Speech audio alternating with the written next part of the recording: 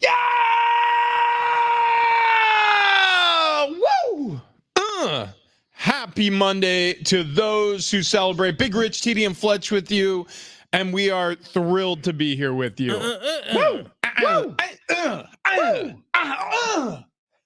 Welcome. Okay. Is everybody well rested? No. Okay. Excellent. Ben right now has been awake for a full 36 hours.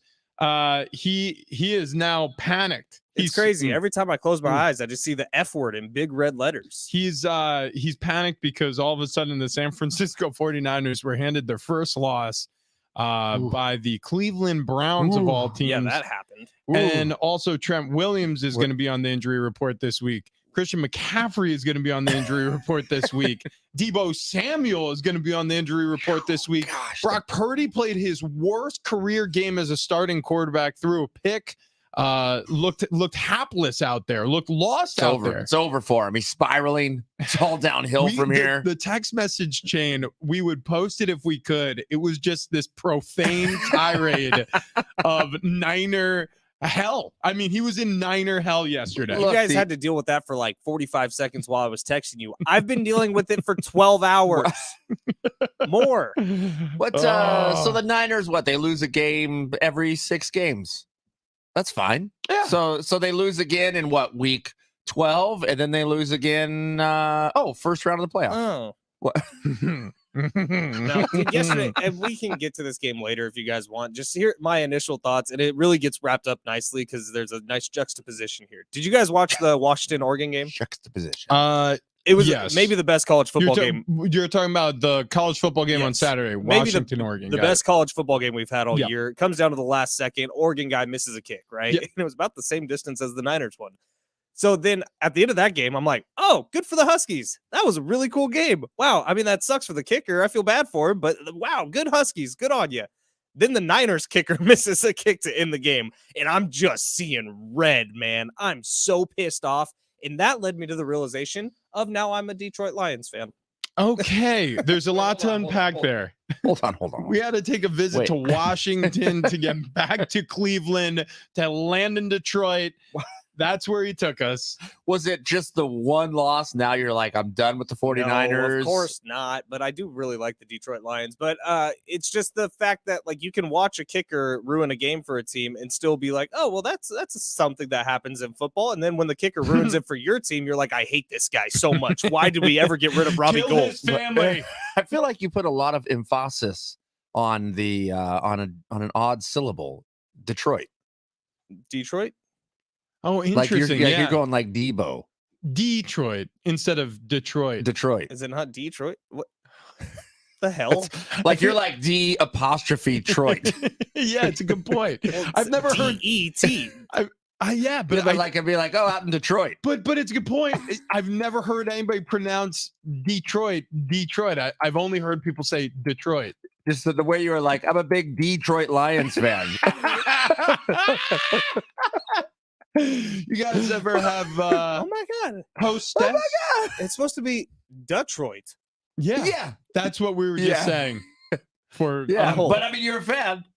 Rich says weird words too. Yeah, just messing with you, man. It's okay. It's fine. Yeah. What is it, tournament? No, I say tournament. Tournament. Well, you do have weird words though with your New York accent. It's fine. I look, the Detroit Lions. Every time I had a conversation with somebody recently about this. When you get criticized, you don't have to criticize back. Yeah, I do. Hurt people. Hurt people. It's you could just take it also.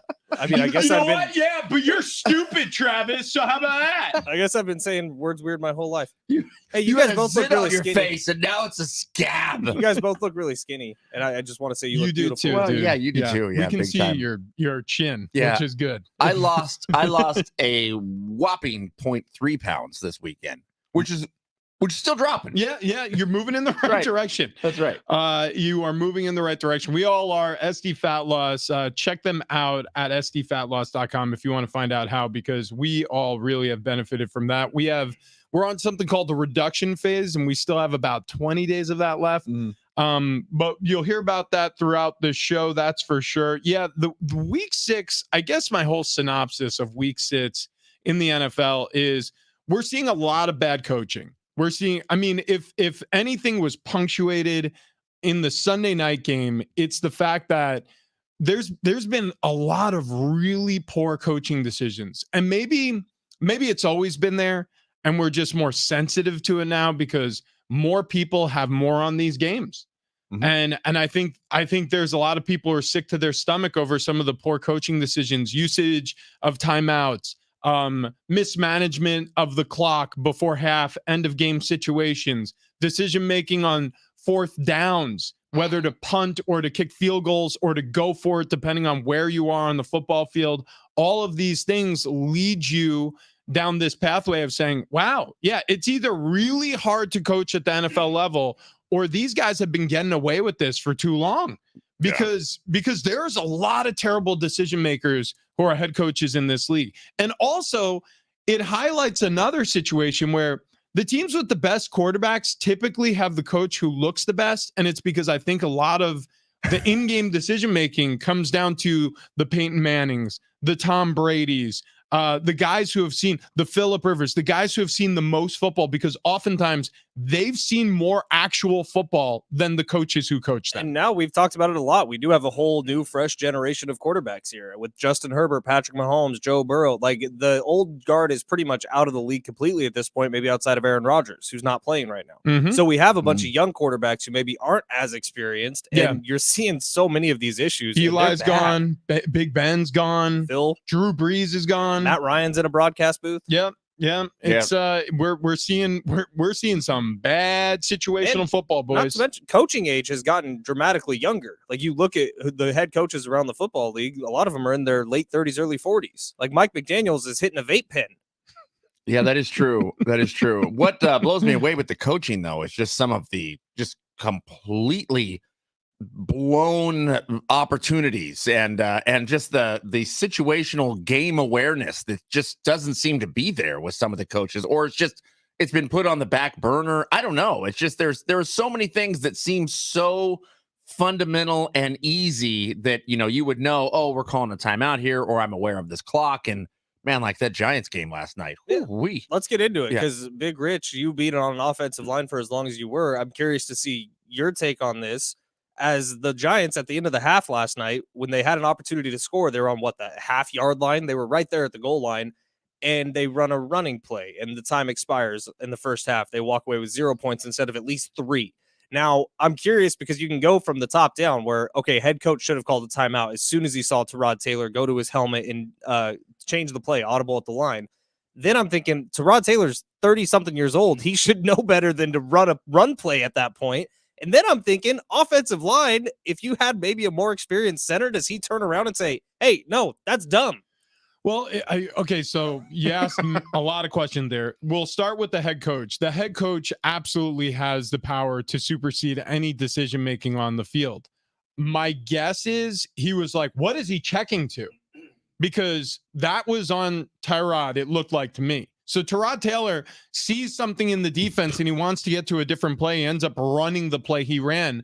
But I mean, as a head coach, you got a decision make. Either we burn a timeout here right now and we discuss what he was about to do, or we let it ride. And if he gets to a different passing play, maybe he sees a different route, whatever it is, he'll throw the ball away or he'll get it to the receiver he thinks is open. So I'm guessing that's what Brian Daboll was thinking, but he lets it go and he sees a run play ran. Well, call a timeout immediately. Like we're done here. Like, you need to understand the situation. That's the reason why that clock, I don't understand. I don't understand any of it. I don't understand how you have that many seconds and you don't get 3 passing plays ran at the goal line to finish the half. And then that came back and haunted them. Or, by the way, kicked the field goal. Yeah, because if they kick that field goal, then they don't need a touchdown at the end of the game. Yeah, exactly. A field goal wins that game. It was shocking how bad that was. And it was also shocking that the same exact thing, the same scenario that happened at the end of the first half is now playing out at the end of the second half. And Tyrod Taylor makes another mistake. He goes on a run play with, what was there, 9 seconds left? By the way, the reason why I'm conflating issues, the reason why Brian Dable couldn't do anything about it is because they didn't have any timeouts. So if you don't have timeouts and your quarterback's down on the goal line and he checks to something, I mean, and it's on Tyrod. Tyrod Taylor decides to do it. There's nothing you could do about it. Like, so yeah, you could sit there and get mad on the sideline. What does that do? You could say Dable should have coached him up better. You could say that. You could blame him for the play call, but if it isn't his play call, it isn't his fault. And after the game, Tyrod Taylor took full blame for it. He said, "I royally screwed up that game." Twice. Because in the second half, Travis, you were mentioning it, they were in the same situation, except this time maybe they were on like the 11-yard line, something like that. And 9 seconds left in the game, Tyrod Taylor tucks it and runs instead of getting 3 shots at the end zone. I think they were on the 9. Yeah. They were close, man. But he gets out of bounds with 2 seconds left. But now you go from having 3 opportunities at the end zone to maybe 1, and then they get bailed out by a pass interference call, which was pass interference. Yeah. And then they get to the goal line again, and they still don't score. So, I mean, there's a couple things there. One, yeah, I mean, if I'm a Giants fan, I don't want him to throw the pick. So if there's nobody open, I get it. You're trying to make a play. 2, good Lord, you are in the center of the field and you start running towards the middle of the end zone. It wasn't even like you were running towards the sideline. Somehow he found a hole. He got out of bounds and kept that drive going for 1 more play, which actually was 2 more plays because it was pass interference. Then they have another play in the end zone, which should have been pass interference again. The second one was worse than the first one. Yes. If you ask me, the first one, Darren Waller kind of worked back through the defender, which everyone's taught to do now because it's an automatic call if you work back through the guy. But the second one was just a legitimate hold. Now, the only thing is that ball was pretty high. It was high. But if you notice, his other arm was held down. So it wouldn't have looked as high if he was able to get both arms up. True. If that makes sense. True. Yeah. I mean, look, there was a lot that happened there throughout that whole game. It was a great primetime game. It was a fantastic game. Literally, that game ended, and I turned to Caleb and I was like, "That was the best primetime game we've had." No question about it. I mean, it had intrigue. It had a backup quarterback who we're all familiar with, by the way, Tyrod Taylor. Yeah. Oh, wait. I was spellbound.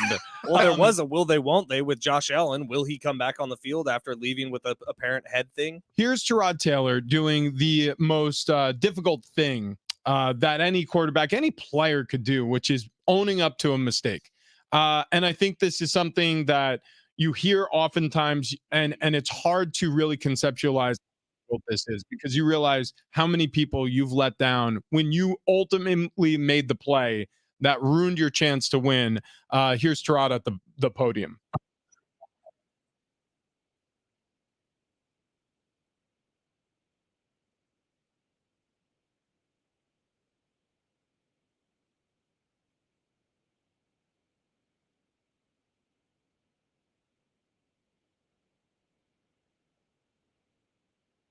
Yeah, so there it is. I mean, full accountability there. And again, it's exactly what I thought it was.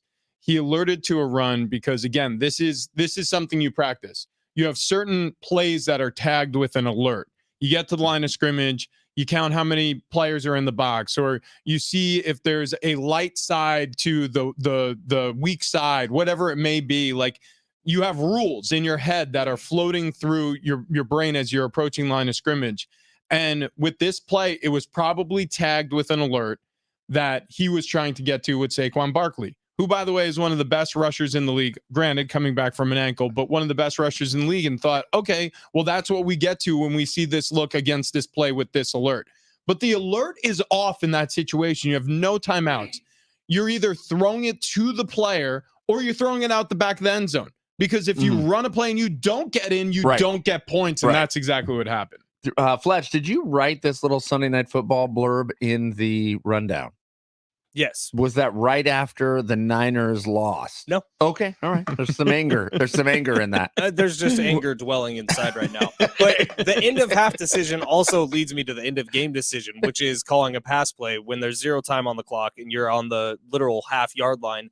At that point, maybe the run's in play. Saquon Barkley, who in the second half especially was getting about 3 yards a tote, 4 yards a tote. And remember, on that same drive, he was able to get a bigger one. Like, maybe runs in play there. It sure looked like the Bills were playing run at that point. Give the ball to your best player and just hope something happens. Yeah, to me, it looked like the Bills shut down anything that was happening as far as any sort of a run. So that's why they had to hold because they had no shot if that thing was passed. And I mean, look, it was a good game. It was a good game. Yeah, I look at it analytically through this lens. Saquon Barkley was held at bay for a couple of different reasons, and one of the main is because he's not ready to play yet. His average. I mean, he carried the ball like close to 25 times. I think it was like 23 or 24 carries, but he didn't eclipse 100 yards on the day. Like he didn't look quite right. So I don't mind them going to the air, even with a backup quarterback. It was a good game. There were decisions that you could go back and you could second guess. Certainly his decision to alert to the run at the goal line in the first half. Certainly the decision we discussed to tuck it and run it with time expiring at the end of the game. 2 bonehead plays in the low red zone for Tyrod Taylor leads to a Giants loss.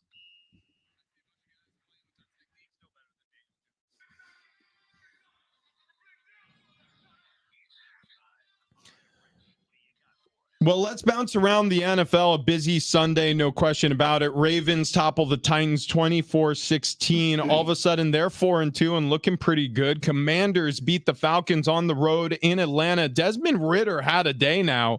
3 interceptions, but he threw for 307 yards and 2 touchdowns. Not enough, though. Commanders, they stave off the Falcons 24-16. Vikings, they beat the Bears 19-13. That sort of feels like the battle for which QB is going to be traded first. Justin Fields finishes the game injured with a thumb injury, so all of a sudden his trade value plummets. Seahawks beat the Bengals, lost to the Bengals in Cincy. Bengals improved to 3-3 on the year. Geno Smith had a wobbly performance, 2 interceptions, not quite himself. Joe Burrow starting to look better, 17-13 final. We discussed this briefly, but the Browns, they beat the 49ers. Last second opportunity for Wisnowski.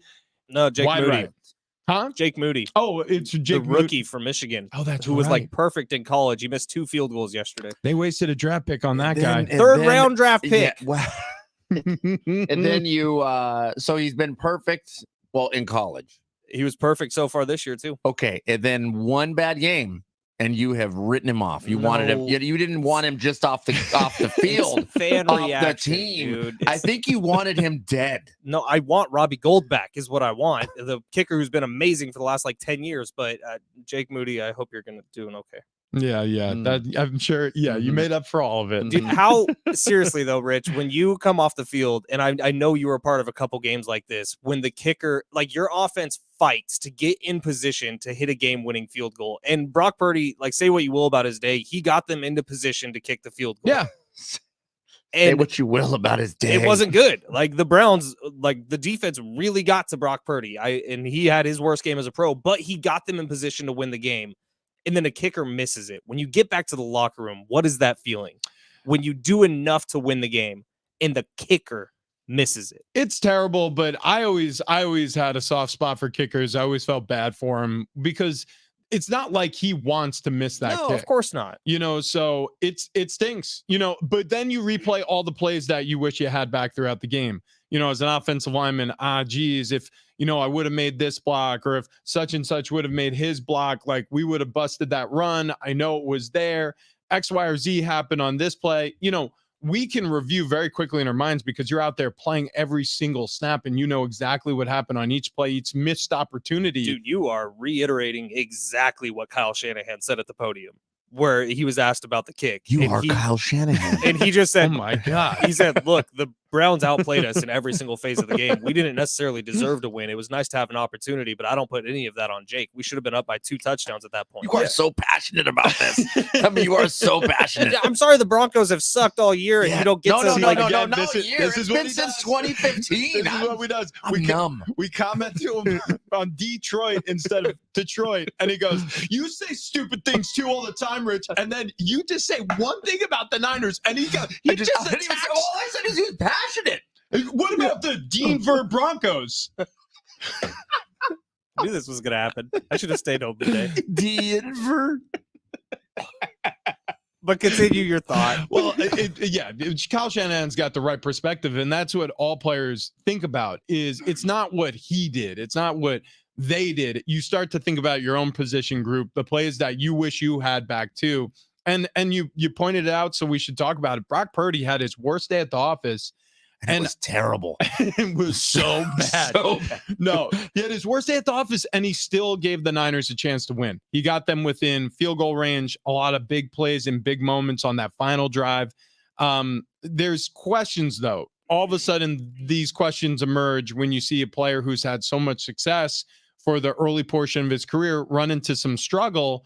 How is he going to respond to it? Because it's really the first time he's struggled on a football field in a full game capacity since he's been a starting quarterback. So we'll see what the bounce back looks like for Brock Purdy and the 49ers, especially down Trent Williams. Presumably you lost Debo and C-Mac in this Trent game. Came back in the game. Yeah. But I don't know Hobbled. how hurt he is. Even like a 70% Trent Williams is still really good. Really now, good. We can get off the Niners, but a comment on YouTube from Gus. Hey, Fletch, the Browns. The Browns with a backup quarterback, by the way. Ouch. Oh, ouch. Yeah. oh. Double ouch. Yeah. The Eagles also, by the way, with a backup quarterback, they lose yesterday. Yeah. No more undefeated teams. Yeah. Yeah, things looked a little rough for both of those teams. I mean, come on, it happens. It's fine. Jets and the Browns both have really good defenses. Had a bad day. Don't lie. Tons of injuries yesterday. Yeah. Yeah. Well, it's getting to. You brought in a bell? Yeah, bro. Got a bell. You don't like the yeehaw anymore? What? No. Okay, so Where? What? so we had to go to Home Depot, right? So as we're pulling into Home Depot, there's an Office Depot right next door that says going out of business. And Sarah goes, "Oh, I wonder if they have any of those rolling bags. I need a new one." And I'm like, "Yeah, I don't know. I have no idea. You can go check." Oh yeah, I'll go check it out. So I went inside, and while everything was being marked down at 50% off, there was a bell. And it was 50% off. You couldn't help yourself? Yeah, it was normally $8, and I paid $4 for it. You sneaky dog. Now we have a bell, and Yeah. we're going to use it. Okay. Coming up next on this Monday morning, we mentioned it briefly, but the Lions are all of a sudden bunched up at the top with a bunch of other NFC teams. We have to discuss. That's Detroit. That's Detroit. I can't believe I've been saying that wrong my whole life. We have to discuss the new power rankings in the NFC, because there have been a couple of teams just skating by. There have been a couple of teams that look really good, then look really bad. And the Detroit Lions. It sounds better like that. The emphasis on that syllable. The Detroit Lions. We'll discuss them coming up next.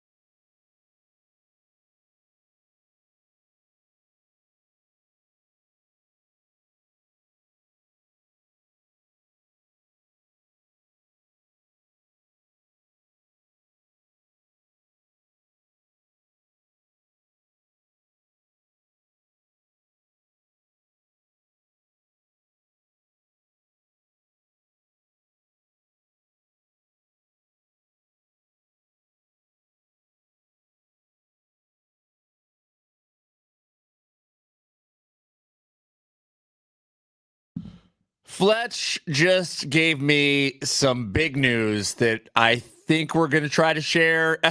Oh, he's saying no. He's saying, okay, so we'll talk about the Detroit Lions coming up next.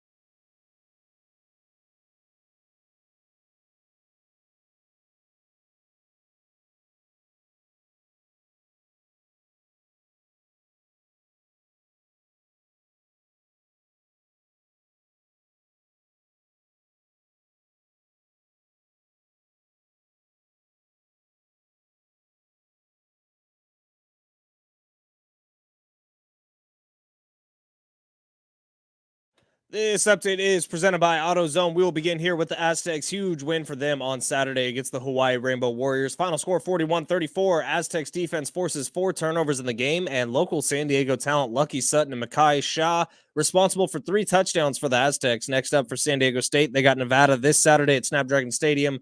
Tickets on sale at goaztecs.com. NFL, no more undefeated teams. 49ers lose to the Browns in the morning yesterday. Eagles fall to the Jets in the afternoon. Big day for injuries. Quarterbacks Justin Fields, Jimmy Garoppolo, Ryan Tannehill, Trevor Lawrence, all leaving their games yesterday. Jimmy Garoppolo actually sent to the hospital with a back injury. Scary situation in Las Vegas. And on Sunday Night Football, the Giants gave the Bills all they could handle, but the Bills would pull out a 14-9 win after denying the Giants on the goal line with 0 time left on the clock. Coming up tonight, Chargers hosting the Cowboys. You can hear that game right here on San Diego Sports 760. Starting Stronger starts at AutoZone, where they've got battery solutions in the form of free battery testing, free battery charging, and replacement batteries that fit your needs. That's what makes them America's #1 battery destination. Get in the zone. It's AutoZone.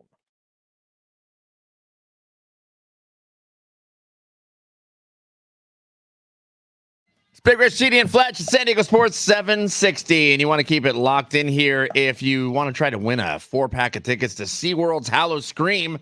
New twists, turns, and special effects, as in Detroit, are lurking around every corner with 5 terror-filled houses, 10 scare zones and haunts, and death-defying drops with rides after dark. It's the screamiest event of the season, and it's happening now at SeaWorld San Diego. Hallow Scream through Halloween night. For more info, SeaWorldSanDiego.com, or just keep it locked in here to win them. Big Rich, I tell you what, man. Tonight the Chargers are hosting the Cowboys at SoFi Stadium. Yeah. What percentage of fans will be Chargers fans tonight at SoFi Stadium? 48. No chance. No, 30%. And that's being that? charitable. Look, Dude, so Cowboy fans, like, they travel better than almost any fan base in the NFL, maybe outside the Steelers. They don't even need to travel. They're Yeah, here. there's a ton of them in Yeah. LA. I have a feeling this might be one of the lower amounts of Charger fans we've seen at SoFi Stadium. well, I mean, you say that, but if you look at their schedule and not just who they've already played, but also who they're going to play, they played a lot of fan bases that actually do travel insanely well. I'm pretty sure this season already they hosted the Chicago Bears. Chicago has a huge contingent of fans in Los Angeles, and also they'll go from Chicago to LA just to visit for the weekend to get out of the snow and the weather. Let's see, who did they play already? No, Bears are coming up. Sorry, I'm projecting ahead. So the Bears are coming up, but the Bears, they're going to take over that stadium. Detroit, not really. Do they have the steel? Did you see Detroit in Tampa? Look at you. You already changed it. Sorry. But Detroit had a huge contingent of fans in Tampa Bay over the weekend. It was insane. Dude. Okay, well, I could be wrong. Like the Lions Twitter account put out a video that said this is a Tampa home game, and it was just a whole section of Detroit. God, that sounds so lame. Lions fans who were going nuts. So Detroit has this weird, I mean, I know Dallas is America's team, as I use air quotes, but there seems to be, and there's just this overall feeling of everybody's kind of fine with the Lions doing good. Everybody kind of wants to see it. Nobody hates the Lions because the Lions never beat anybody. Right. Well, it kind of, by the way, when the Patriots started their whole thing, people like hate Boston fans, but they didn't really hate the Patriots because they had lost forever.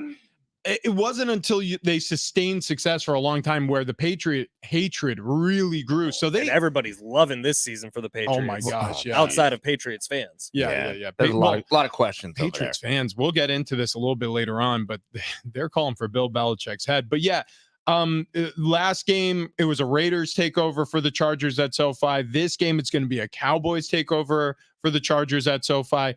Cowboys fans, they're there in LA for two reasons. One, because obviously Dallas is a huge market. LA is a huge market. So you're going to have crossover fans in huge markets. And it's not a loyal sports city in LA. It's a melting pot. A lot of people in Dallas are from Dallas. LA, almost nobody's from LA who lives in LA. And then on top of it, the Cowboys have hosted training camp in Oxnard, California for decades. So they've gobbled up a lot of those Inland Empire fans who will come out to SoFi to celebrate their team. Jerry Jones is really sneaky. Oh, yeah. He was the one who was pushing big for two teams to be in LA. And like, that's a big part of the reason why the Chargers are there and not here. And do you think he was thinking ahead? Like, okay, well, every time we play the Chargers in the future, even though it's not that often, we'll have another home game. Every time we play the Rams, maybe even in the playoffs, we'll have a home game. Well, it's also because you have league offices in the place where you're going to be hosting your training camp every year. So you have league officials and, you have access to these people in person and you don't have to go anywhere. Or they're coming up to Oxnard to visit with you when you're in Oxnard, California for however many weeks you are during training camp. So it's that whole thing. Yeah, it is going to be a complete takeover. Dallas is going to be the prevalent fan base in that stadium. And like many times over the years for the Chargers up in LA, they're going to be in silent count, which has a huge and costly effect on your offense when you're playing at home. Want to get to the Detroit Lions because like you said, all of a sudden everybody seems to be rooting for the Lions. I think Dan Campbell is a big reason why. And we have to reset our thoughts on the NFC. So we saw what it looks like when Brock Purdy plays a bad game, finally. We saw what it looks like when Jalen Hurts finally, like they were skating by, but Jalen Hurts was playing pretty good ball, probably like B+, B- football throughout the entire season. But now he's had a crummy game. He threw 3 interceptions. They turned over the football 4 times offensively. Now you look at the Detroit Lions and you say, geez, like the Lions may be the class of the NFC all of a sudden. 5-1 49ers, 5-1 Eagles, 5-1 Chiefs, 5-1 Lions. Well, the Chiefs aren't in the NFC. Yeah. Right. But I'm just saying at the top of the NFL, like that's what you're looking at. Yeah. So just concentrating on the conference. Do 5-1 Dolphins. Do you look at the Detroit Lions as gaining ground on either of those two teams, the Eagles or on the 49ers? How could you not? Yeah, but I mean, they still feel like they're sitting beneath them, but gaining ground, yes. In fact, and look, if I'm just looking at level of play, they look better than the Eagles. They look better than the Eagles. That's where I'm at. I mean, that's where I'm at. But if they're playing each other, yes. Are you putting money on the Lions at that point? That's a good question. At home, yeah, I think I am. I honestly look, because here's the deal. They beat the Chiefs. If the Lions host the Eagles, I bet you they're 1.5 point favorites right now. I think you're right. Wow. That's This is the Detroit Lions. I mean, this is crazy. But think about how good Jared Goff has looked this season and how kind of Jalen Hurts has looked this season. And then he's coming off his worst game. I do. First of all, not only do I think they'd be favored, I think I would pound the line. I would be like, I'm taking the Lions with every last dollar. The Lions are playing with confidence. The Lions are playing with some bravado, with some muster. The Eagles are not. Yeah, the Eagles look like they're trying to figure out how to fix whatever's wrong. The draft picks that have gone right for the Lions and the trades that they've made that have gone right for the Lions, like you look at Sam Laporta, the tight end, he looks like he's going to be the next Travis Kelce, Gronk, Kittle. Like when you talk about really good receiving tight ends, Jamison Williams, who had the suspension early in the league, caught a touchdown yesterday, and it was a hell of a catch. And then you look at who they've brought in trade. David Montgomery's been fantastic for them this year, dealing with a rib injury. Who's the Gardner Johnson, CJ Gardner Johnson, the linebacker who just plays meaner than pretty much anyone in football and talks all the smack. One of those guys you'd love to have on your team, would hate to play against. And then you look at Jared Goff, probably the most underrated trade they've made. They didn't have to give up anything to get him from the Rams. In fact, they got a lot with him. Yeah. And Jared Goff is playing like a Pro Bowler, potentially like elevating himself into the MVP conversation even. Look, Tampa Bay did something to the Lions that I thought was a really smart game plan. They took away the run game. Lions finished the game with 40 yards on the ground. Montgomery got hurt there in the third quarter. Reynolds was their leading rusher with 15 yards. Montgomery finished the game with 6 rushes for 14 yards. Wow. Like they tried to run the football. They ran it 22 times. They just couldn't get anything done on the ground. So Tampa Bay making the Lions play left-handed the entire game. Goff goes 30 for 44 for 353, 2 touchdowns, 0 interceptions, a 107.5 QB rating. I mean, the Lions can play you when their run game is explosive, like we've seen all season long. Montgomery has been one of the best surprises this season, both in, between the 20s rushing the football, but also in the red zone. How many touchdowns he has on the season? I think he has 6 rushing touchdowns on the year. Yeah, a ton.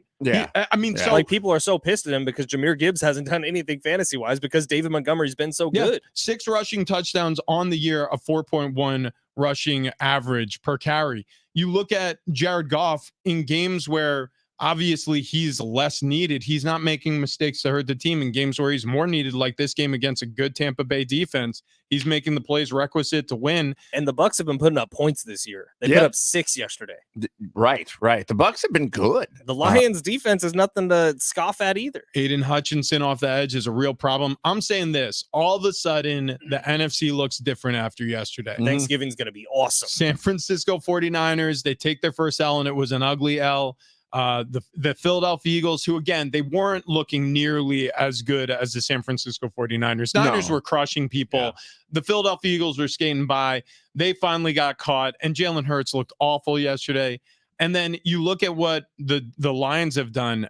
All they've done is win and in impressive fashion and against impressive competition. Like to start your season with a win on the road in Kansas City, I don't care if they were missing Chris Jones and Travis Kelce. No asterisk needed for me. That was a big win. Yeah. The NFC. I mean, every division over there, every conference over in the NFC is interesting. As I look at Fletch's mouth wide open.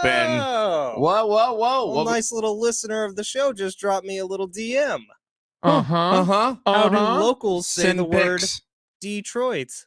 Well, they say it Detroit. The locals? So in summary, let's call someone in Detroit. 4 distinct variants of the pronunciation of Detroit, all of which you might hear on the broader Detroit area any given day. But Detroit is used by locals and most other English speakers. We're calling Detroit. Figs are an Italian thing. We're calling it's an Italian. Eddie's right again. Detroit. I'm gonna find a car dealership out in Detroit. Oh, that's a good idea. They know. If there's anything they know, it's how to pronounce their city name at car dealerships. All right.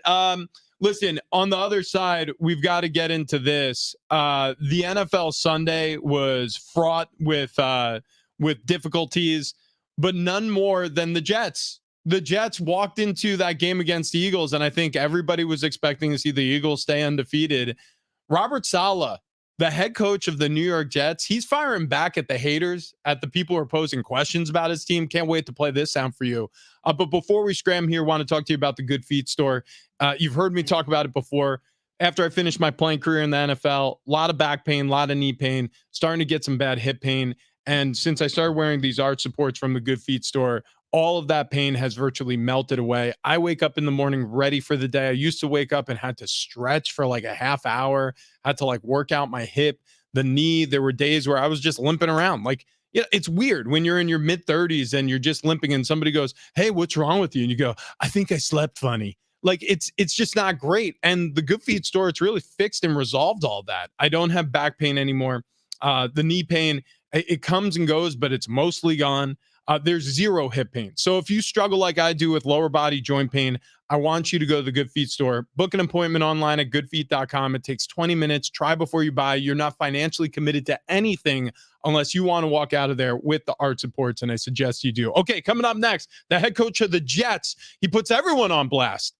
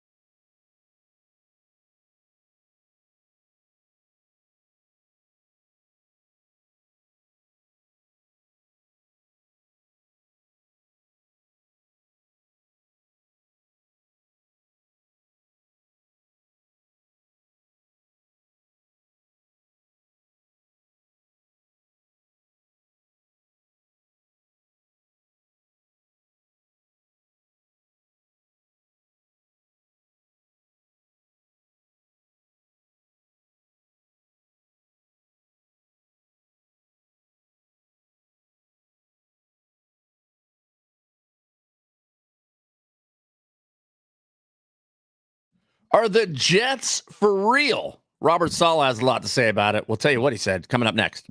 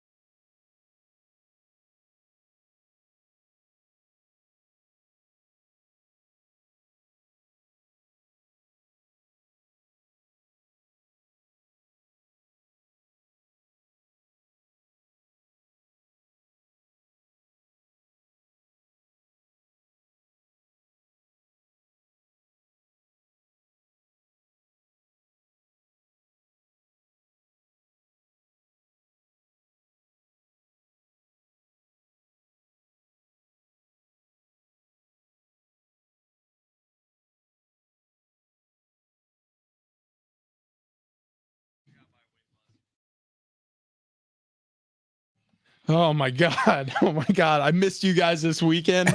I missed you so much. What, you were out there getting sun on the beach in Hawaii? Hose in the water. We need the show in the sand. The show needs to go to Hawaii. How was that flight decided. home? It had to be a lot better than the bye week one. Oh, it was great. I slept through the whole thing, so I plan ahead. I really do. I seem like a perfect. I am sometimes. I feel like people look at me. They go, "He's off the cuff all the time." I thought you were gonna say the perfect man. I seem like the perfect man. I mean, I am. I get it. You see it, and I am. No, I Definitely seem a post-career glow-up when you talk about what you look like in the NFL and what you look like these days. I didn't care then. I didn't care at all. And that was a backhanded compliment. Yeah, no I'm doubt. saying you look great. No doubt. You know what? You used to be super fat. You gotta. No, you gotta just like the hair, the fat, the everything. Like now, God. I swear to God, I'm not lying about this. Rich, you're like on Kendall's top 3 hottest. Oh, no. Yeah, my Whoa. wife thinks you're a hottie. Wow. No. Wow. Hey. There Oh my could be some God. tension there. So many things. That's what we want. We need that tension. So many things were Travis, just sorry, man. You didn't crack top 10. Shocker. That's- Shocker. Listen, there's Yeah. always next year. Yeah. She does it. It's like People Magazine. Hey, dude, SDFatLoss.com. Come on, you're whipping right into shape. Yeah. She puts Yeah. out her rankings every year around this time. October comes around, Kendall's top 10 is coming out. Big. Yes, It's a big she's time in listening life. right now, too. Yeah. Wait, where did you rank? Were you dude. below Rich Hardberger? Lower than you. It goes like Sam Hugan, Bruce Willis, Who's Sam Rich Hugan? Orberger. Bruce Willis, not Bruce Willis, like during the Oh, wait, like his heyday. Dude, actually, Die there's- Hard. there's Die some Hard days. Really bad news about Bruce Willis going on right now. I Oh, guess yeah, totally yeah. incommunicative. Really sad. Yeah. Oh, it's heartbreaking. Absolutely Yeah. heartbreaking. Yeah. He's got that thing, and I don't know what it is, but it ain't good. But anyways, guys, Hawaii. we got to do a show from Hawaii. Next time Aztecs go out and play Hawaii, you're all coming with, because you can pack a lot into 24 hours. I was on the beach. I went up a mountain. I hiked Diamond Head. Yeah, Diamond Head. That was cool. I was exhausted by the end of it. I got up to the top and I was like, this was a mistake. I have to walk down now. This was A lot of stairs. 2 miles. Yeah, there's a lot of stairs. I had to look up who Sam Hugan was. I've never even heard the name That's the before. dude from Outlander, Which Yeah, I mean, he's got that's- a great jaw. which all the ladies Yeah. love him. yeah. He did a. Have you ever watched Outlander? I hate it. It's awful. It's one of the worst shows I've ever watched. Kendall's seen every episode like 3 times. Sarah's the same. Loves it. Loves because, it. dude, it's girl porn. It is. Well, it's definitely that. There's like a ton of sex scenes that really focus on Sam Hugan. Like, is do they so- show his full front? Do you see man genitals? I don't You do know. at one You point, do? actually, yeah. All right, yeah. I don't know. Okay, Sarah's probably driving. She could tell us. let's see. We need. You know what we need more is full frontal male nudity. I could really get into this. So What's it called again? Outlander. Over the weekend, she was like, "What did you say the other day?" And people are gonna think like like you're not married. And I'm like, what? What did I say? By the way, just really quick on my Instagram. Speaking of which, I get a lot, and I love all of our listeners and all the people who listen to this show in general. But I get a lot of gay men sending me pictures. Well, you don't have to. It's not required. I promise. Are you sure it's not an Instagram requirement? No, I promise you. I promise you. Most of them now. As soon as I have you flagged as somebody who will send those type of messages, I stop opening the pictures. But I think it's a vibe you put out. dude. It happens constantly. I wonder where you rank on their list. Number by one. the- by the Number way- one on there because it's the badonkadonk. I must be. But ladies, I never get any like boobs. I usually just get things like "You're disgusting." Like, thank you. The fellas like the rich. Yeah, Huh. it's been a thing, dude. Wow. Oh, you know what? Before we scram, I because I want to play this sound. Robert Saleh. He's taking umbrage with anybody who thinks that the Jets are a bad football team and haven't done anything good this season after that Philadelphia Eagles win. Listen to what he said to everybody. For the usual outside.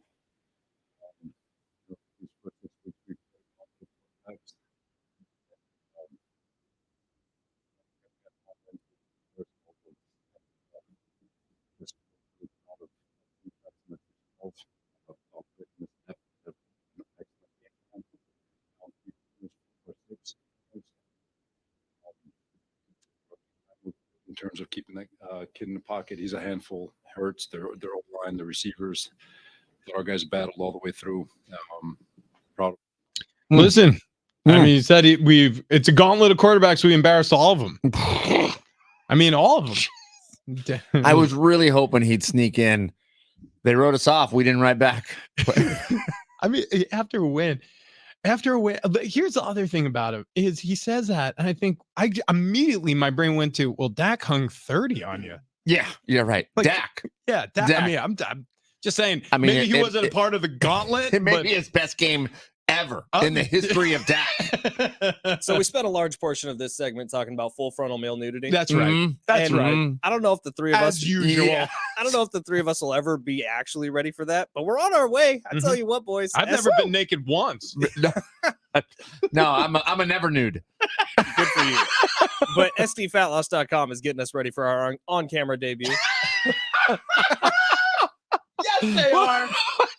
Wait, was that in the deal? No, it's not. Oh, okay. Oh, it's just an added bonus we're gonna do with this. Bingo. I'm Perfect. excited. But Yeah. as a show, I think that we've eclipsed 100 pounds lost on SDFatLoss.com, and we've been doing this diet for like a month. So if you so happy with us, if you're ready to start losing weight and to start feeling better and get a little healthier, get on over to SDFatLoss.com. I've started getting some Instagram DMs and some Twitter DMs from some of our listeners who have done this, and it's working like it for them, like it works for us. So if you want to start losing up to a pound of fat every single day, get on over to SDFatLoss.com or give them a call at 858-665-3211.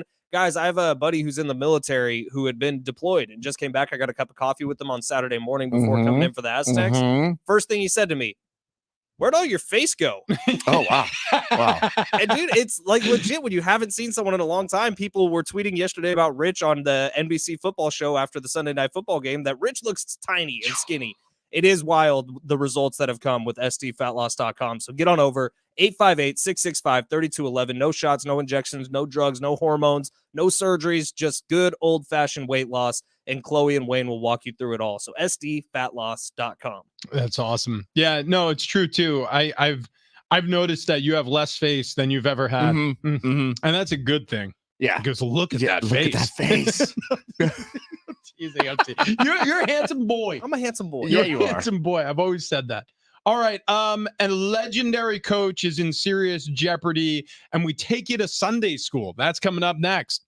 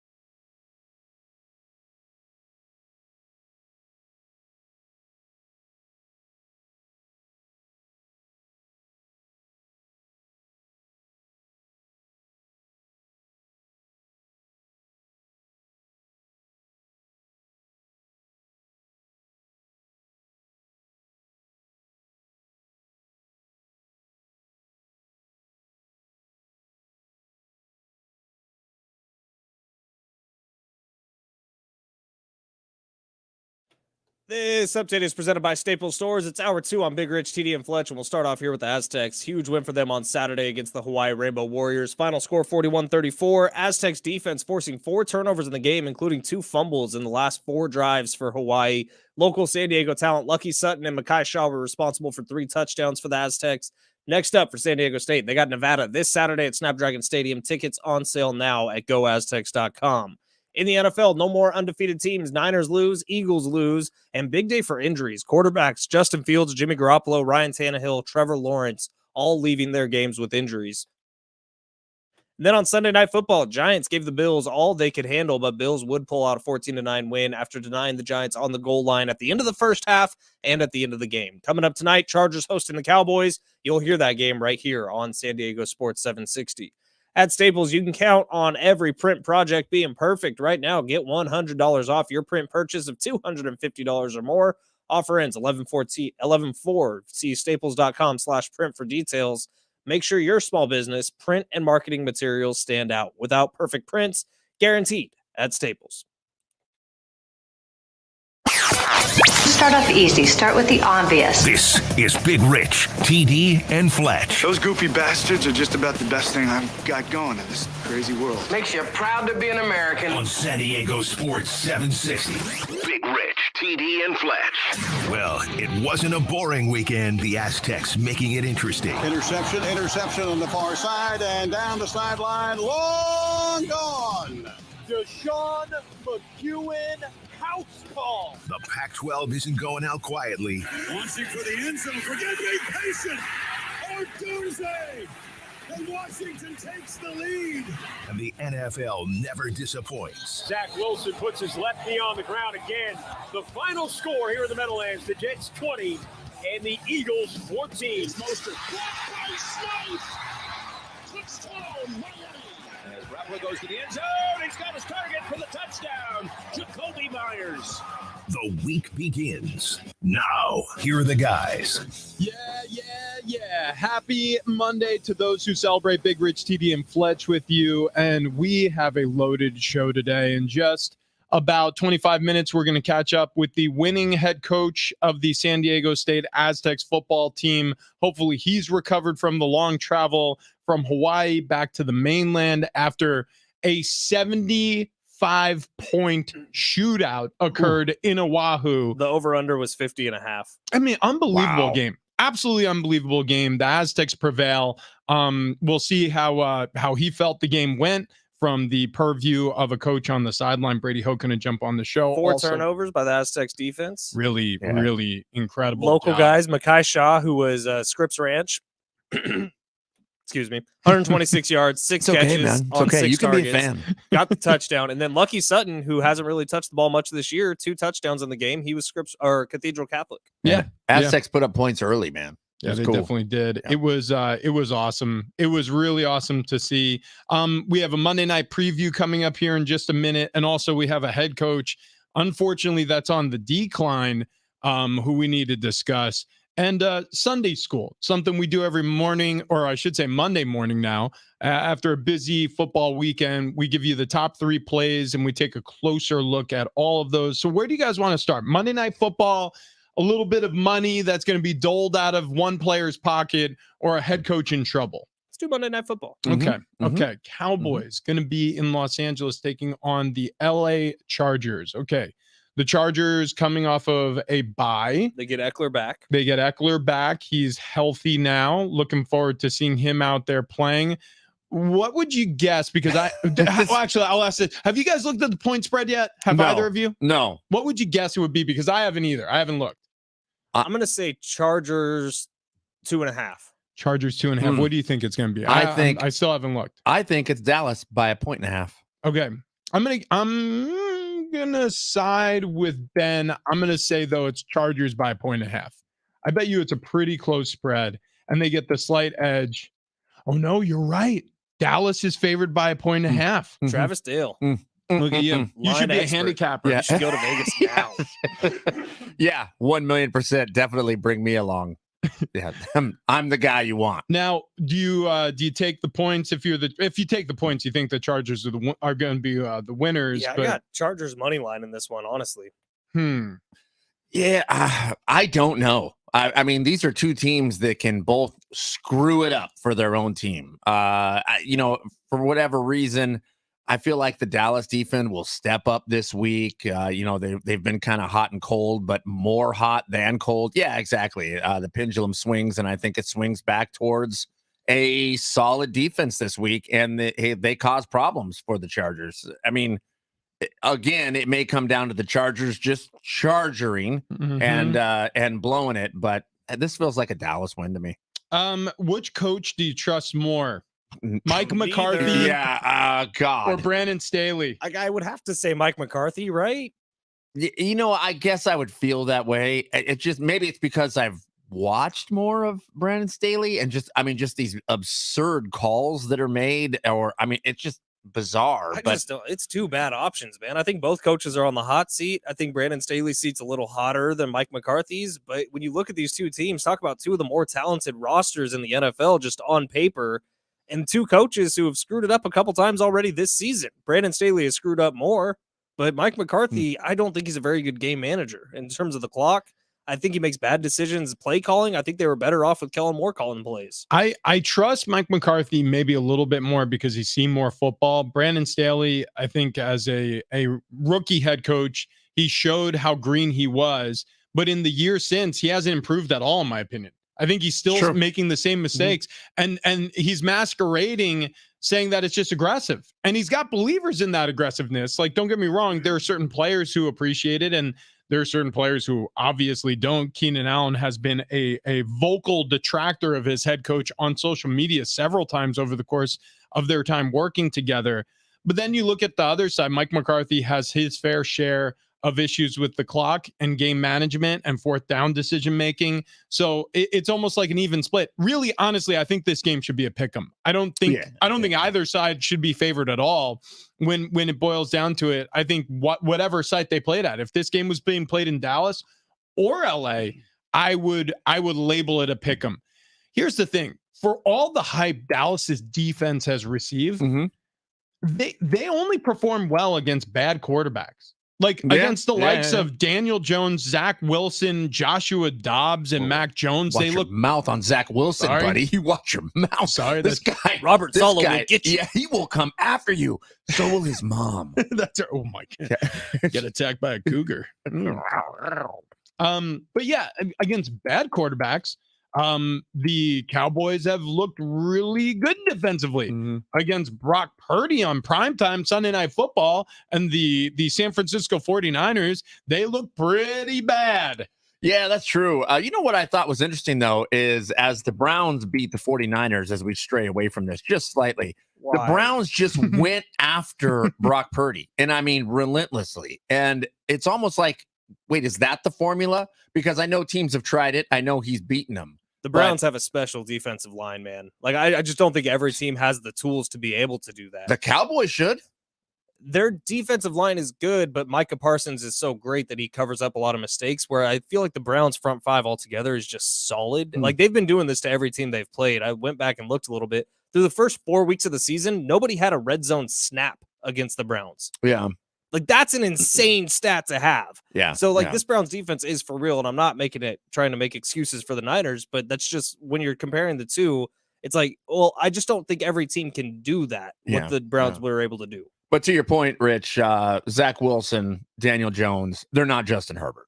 Justin Herbert's in an elite class. Yeah, he absolutely is. He's a playmaker. He's a difference maker. He's not Mac Jones. You know what I mean? Joshua Dobbs even had a pretty good game against the Dallas Cowboys in that Arizona win. So the Dallas Cowboys can be tripped up, and there is a rubric for success out there if you're willing to follow it offensively. And is it just me, or does Dak look worse this year than he did, like with Mike McCarthy calling plays, than he did with Kellen Moore calling plays? It's interesting. I would say there's been a little bit of regression, although it's kind of like Dak's always kind of looked like that, where sometimes hot, sometimes cold. We'll see what ultimately the end of the season brings. Kellen Moore with the Chargers, it does feel like that's better than Joe Lombardi with the Chargers. Yes. So I do think there's been an improvement there. And also, Kellen Moore, smart guy, is going to share, I'm sure, a lot of what he saw against that Dallas defense with Justin Herbert. Justin Herbert, smart guy, is going to be able to handle that coaching and be able to apply it to the field. And so I'm very curious to see who wins in the category of like, look, I mean, Mike McCarthy knows what Kellen Moore is going to try to do to his Dallas defense. Kellen Moore knows exactly what that defense is going to do to his Chargers offense. I'm very curious who wins that battle mentally. The more we talk about this game, the more I think it should be a pick 'em. And I feel like the Chargers win in my gut. But if it's truly a pick 'em, then I'm feeling that the Chargers are going to win on maybe a last-second drive or a 2-minute drill with Justin Herbert leading it. And they just haven't proven to be good in those situations. Even with Justin Herbert being as good as he's been, they struggle in terms of game management at the end of a game. And in that case, you'd have to flip it back to the Cowboys. But then put the shoe on the other foot. The Cowboys are bad at that too. Yeah, like Dak. You trust Dak with Tonight's the ball? a disaster. I can't wait. I can't wait. Give me this. If it's a close game with both teams screwing up a ton in the last 2 minutes of the game, I'm here for it. Yeah, that's fine. I would like it to be entertaining though until the last 2 minutes. We've had a number of those where it's like, my God, man, we should have only made the game 2 minutes long. But it'd be fun. Okay, we have back-to-back texts here. 913 says, "Dem boys will blow out the Chargers." Okay. 386 says, "Dallas will get killed by the Chargers tonight." Wow. The only way to settle it. Back and forth. Yeah. So they're going to have a fist fight. It's the only way. Speaking of which, last night in the Sunday night football game, right? did you guys see Josh Allen targeting someone after the offensive lines were fighting, and then number 17 comes out of nowhere and lays a shoulder into somebody? Yeah. Oh, I love football fights. Yeah. Oh, well, yeah, same. Especially when they get out of hand like that and you have 3 different skirmishes going on. It's pandemonium on the field. The refs have no idea what to do. All of a sudden, hats start coming off because they run out of flags to throw. Right. I always wonder, though, with football fights, and Rich, maybe you can help me answer this one. Yeah. If somebody throws a punch at you at your head while you're wearing a helmet, do you feel it? Yeah, you can feel it. Better question. Yeah. When you throw a punch at somebody's helmet, how bad does it hurt your hand? Yeah. It doesn't hurt at all. What? Unless you hit the face mask, which I've done that before. That's not fun. You could like break knuckles on a face mask. If you hit the side of somebody's helmet with a fist, it doesn't hurt because like the plastic gives. And then also helmets are good for taking on like front on contact, but it's like those strikes that are like I guess it's like from a knee or from like an elbow or a shoulder, like when the contact point is a little bit more minimal, but it comes with a lot of force. Well, that's when your helmet doesn't really protect you. So a lot of people are like, it's so stupid to throw punches at a helmet. It's like, well, you've never been punched with a helmet on. I watched a guy get knocked unconscious. Yeah, we should wants to test this. We should put the helmet on and then punch me in the face. Travis. Yeah. We should do that. While you're eating that damn chip. Yes. Now you're talking. Social media. So while I'm eating the Pocky chip, you're gonna punch me in the side of the head. Yeah, that's right. Yeah, that's right. Just a Travis Tries Tuesday. TD, just be a team player. That's all we ask. For whatever reason, it almost sounds more fun to me than just eating the chip. Here's the one thing I will say about this game. Ultimately, the Chargers have been competitive in every game they've played. The Cowboys, they've had an embarrassing loss. Good point. They got their doors blown off by the 49ers. So my lean is Chargers, although, again, I don't trust it because I don't trust Brandon Staley as far as I could throw him. And as far as a decision maker goes, I really have a hard time trusting his defense, although they performed better this season. And I think all in all, this sounds so hard to say, but I think I trust the Chargers offensively and defensively more than the Dallas Cowboys. Question mark? Yeah, there's a question mark there. Now, Khalil Mack might be an X factor. He's been playing fantastic this season. A little bit of a resurgence for him. Bosa's always there. Derwin James is always there. I'll say the key for the Chargers tonight is no stupid penalties on the defensive side of the football. Like we've seen a ton this year of unnecessary roughness after the play is over penalties on the Chargers. That'll never happen. You just got to rein it in, though. Like Brandon Staley, defensive head coach, how are you just giving 15 yards and free first downs all over the place? There are just dumb mistakes made by both these teams. There's dumb mistakes made. So until that changes, they're just not going to win.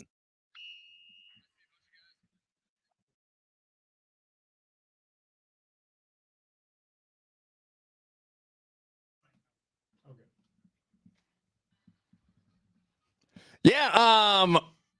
Some college football over the weekend as well, and Coach Prime set another record. Largest lead blown in Pac-12 history. Wow. How about that? Yeah, they were up 29-0 at the half. Ended up losing in double overtime, 46-43. It was incredible. And speaking of breaking records, Taylor Swift, the Eras Tour concert film, has set a box office record for $96 million on its opening weekend. The blockbuster opening, the highest ever for a concert film, more than tripling the $31 million earned by Miley Cyrus's Best of Both Worlds debut in 2008, which I saw. How about that? Because You went to the movie? I went to the Miley Cyrus thing. Yeah. got it. No, the Taylor Swift one I have not gone to. ... Yet. Taylor Swift and Travis Kelce enjoyed a romantic night in New York City following the Eras Tour major box office success. Travis Kelce was in New York to see his brother play.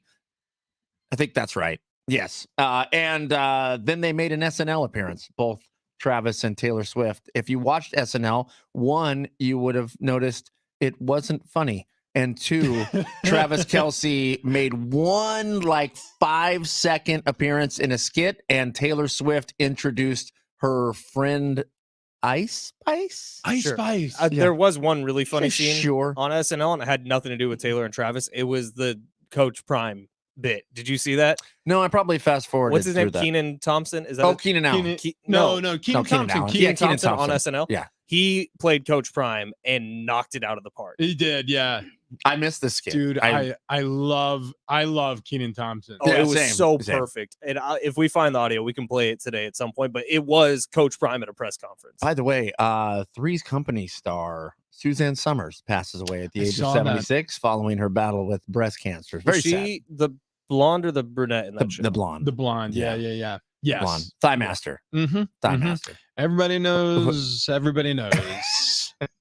She will be missed. She will be missed. Absolutely. But the pictures live on. Uh-huh. Okay. Let's take everyone to What? summer school. Are there pictures other than just normal pictures? No. Yeah, I mean, just search. We should go to Sunday school. Everything's fine. Everything's fine. We could go to summer school. Did I say summer school again? You did. Gosh darn it. Also, What I'm is done with what is this? I'm done with Sunday school? gospel music. It doesn't work well. This is gonna be better. Wait, no. You're using the wrong gospel music. Yeah, This you isn't are gospel. using- You I have, know. you have chosen incorrectly Hang on. every week. How have you done this to us? How could you? I Have was done- wondering what we were listening to, what Sunday school Well, music this I was. loaded this one, so I feel like we should just use this one for today. It's like a new agey kind of YouTube streaming church service, Rich. Okay. Hang on. Look at this. Gospel choir music is what you need. Yeah, Dude, exactly. here. Hang on. Pause it for 1 second. Wait. I'm going to play this directly off of YouTube. I think this will work. Hang on. Let me pump. Oh, Wait. no. That's not it. Here. Skip. There you go. Let's see. Now we're getting the back and forth from StreamYard. But that's okay. This is what we need. That's exactly what we need. That's Sunday school. Okay, here we go. Wow, Guys, can't do that. I'm going to Wow. send you the link. It's fine. I'm going to send you It's the link. Fine. Hang on. Everything's fine. We just need something where people are saying, brothers and sisters. Yes. We need that. Yes. That's what I'm saying. Lord. I need it. I need it in my veins. That's how you go to Sunday school, Fletch. Hang on. Have you never been to Sunday school? Hang on. I don't think I have. I'm putting it on here. You've never had to go to Sunday school? No, I went to a Catholic grade school, so I think that Wait, hold I on, went no, through that- Monday through Friday school. But that counts. Well, yeah, I did that too. Actually, it wasn't Catholic, but yeah, private school. Yeah, every Monday we went. You to got to wear like a special polo to Yeah, go. exactly. Name on it. Exactly. There we go. Yes. There we go. That's it. This is the vibe we're going for. We're gonna take you to school. All right, Yeah. brothers and sisters. I want you to listen to me. Right now. I want you to listen to me about a pass catcher named Tyreek Hill. Woo! Love that Tyreek. Now they call him the cheetah. He's on the prowl. And he caught a touchdown pass from Tua Tagovailoa, and he did a damn backflip. This is what that sounded like.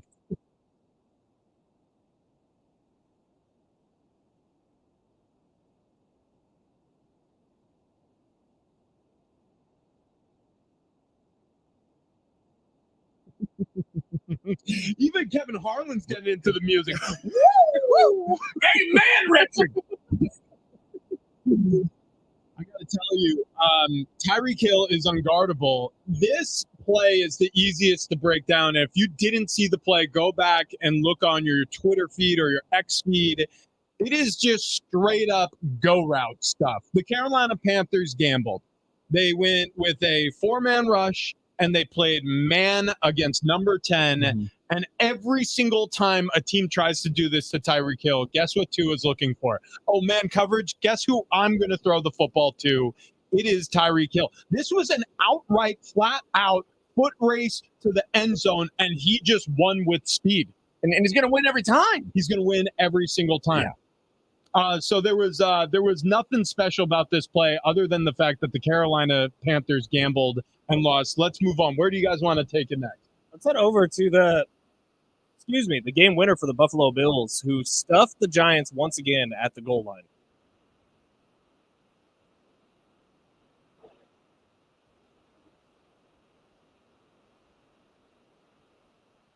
Yeah. All right. So this play, just to let anybody know, the Giants weren't fooling anyone, even with their formation.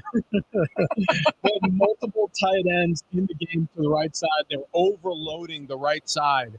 Nobody thought they were going to run. It was like this lazy fake to Matt Breida, and then he goes over the top and tries to pump it into Darren Waller, who was being held, by the way, so they could have called PI again on the untimed down. So unfortunately, it falls incomplete for the Giants, and that's why the cookie crumbles. They lose the game. We could get to the rest of these plays later on, but we got to scram. We got to make room for Brady Hoke, head coach of the San Diego State Aztecs. He joins the show after a big win over the weekend. And also just want to talk to you about the Good Feet store once again. Book your appointment today at goodfeet.com. If you don't know what Good Feet store has to offer you, if you're struggling with any foot pain, ankle pain, knee pain, hip pain, back pain, even if you have pain in your upper back or your neck and you don't think that putting something in your shoes can help, better posture improves everything when it comes to your back. If you have shoulder pain, I've heard of people having shoulder pain that was redirected from their spine, like you have that referred pain. So I'm telling you, look, it's not going to fix everything, but if you have joint pain, the first stop should be the Good Feet store. Go to Good Feet store. You do a try before you buy. You walk around in these arch supports. You get comfortable with them. They have expert people fitting you to your profession, your lifestyle, your footwear. And you walk out of the store and a week later, they'll call you to check in with you. And I remember that phone call because they were like, how's everything going? I said, perfect. I barely noticed that I'm wearing them anymore, and I'm already feeling the improvements. I want you to enjoy those same exact results. Go to the Good Feet store today, wherever available, 200 plus locations around the U.S. and overseas, goodfeet.com. The coach is next.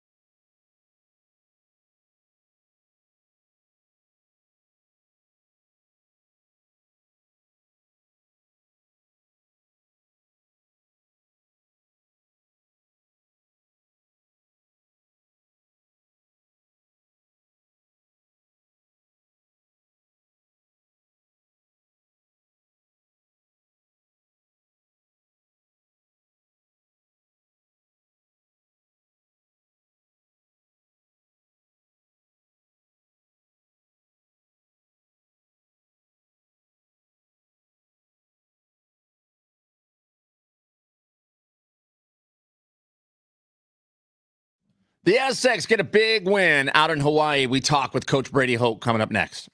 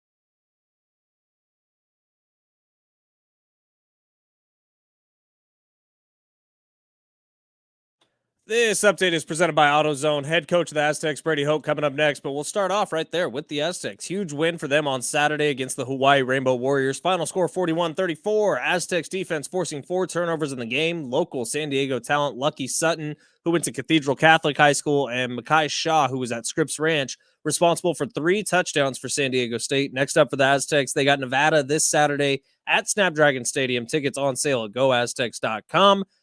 Head on over to goaztecs.com for tickets. We'll be there starting at 4 o'clock on Saturday, kickoff at 6. In the NFL, no more undefeated teams. Niners lose to the Browns in the morning yesterday. The Eagles fall to the Jets in the afternoon. Big day for injuries. Quarterbacks, Justin Fields, Jimmy Garoppolo, Ryan Tannehill, Trevor Lawrence, all leaving their games yesterday at some point. And on Sunday Night Football, Giants gave the Bills all they could handle, but the Bills would pull out a 14-9 win after denying the Giants on the goal line with 0 time left in the clock in both the first half and the second half. Coming up tonight, Chargers hosting the Cowboys. You'll hear that game right here on San Diego Sports 760. Starting Stronger starts at AutoZone, where they've got battery solutions in the form of free battery testing, free battery charging, and replacement batteries that fit your needs. That's what makes them America's #1 battery destination. Get in the zone. It's AutoZone. Brady Hoke coming up next.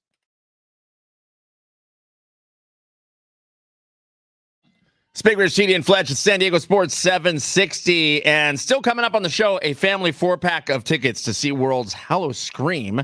New twists, turns, and special effects are lurking around every corner with 5 terror-filled houses, 10 scare zones and haunts, and death-defying drops with rides after dark. The screamiest event of the season now at SeaWorld San Diego's Hallow Scream through Halloween night on select nights. For more information, you can go to SeaWorldSanDiego.com or just keep things tuned in here because we will be giving them away shortly. A very, very nice weekend for the Aztecs. And we're going to talk with Brady Hoke right after this. We're getting the latest Aztecs news from a man in charge. This is the Brady Hoke Report, driven by the San Diego Toyota dealers. If you're looking for a great deal on a new Toyota, make sure to visit Toyota.com. There you can check out all the latest offers and search inventory. We make it easy. Coach Brady Hoke joining us here like he does every single Monday. Coach, how you feeling, man? A quick trip to Hawaii and back. Yeah, it wasn't like a vacation, that's for sure, but it was feels a lot better, when you win. So the guys went out, and I think we played hard. We controlled the time of possession, turnover margin, which are two key elements for success. So, and we didn't have any offensive penalties. I mean, we scored in the kicking game and then scored also defensively. So it was a tough fight, and we were resilient, but we got the job done. Coach, when you look at this final box score, Aztecs 4 turnovers forced, leading to 21 points for the team. I can't really imagine San Diego State losing when you guys get 4 turnovers, and like you said, no penalties on offense. Yeah, I mean, those are, some key statistics when you look, how people win and how you win.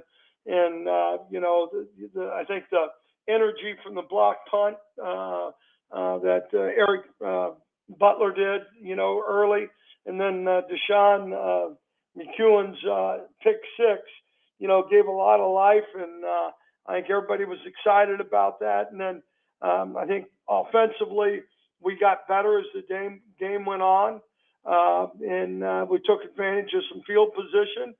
But I thought overall, we played as a team. Coach, real quick, how's Deshaun doing? Because we saw the pick 6, obviously such a critical play, but then late in the fourth quarter, he luckily walks off the field under his own power, but scary situation there. Yeah, you hate to see a guy who doesn't get up immediately, So, our doctors and our trainers, and hats off to, Hawaii's people, because it was over on their sideline. They did a great job of getting to him, and he, just really, I think it's going to end up as a slight concussion. We'll know more, obviously, before practice today. But, it was a little scary there to start with. Lucky Sutton, Aztec freshman, gets in to score his first ever career touchdown, and then he scores his second ever career touchdown in the same game. Very limited playing time offensively, had some reps on special teams throughout the early portion of the season. But coming out of the bye week, what'd you see, Coach, from Lucky that made you think, well, we better give him some chances here?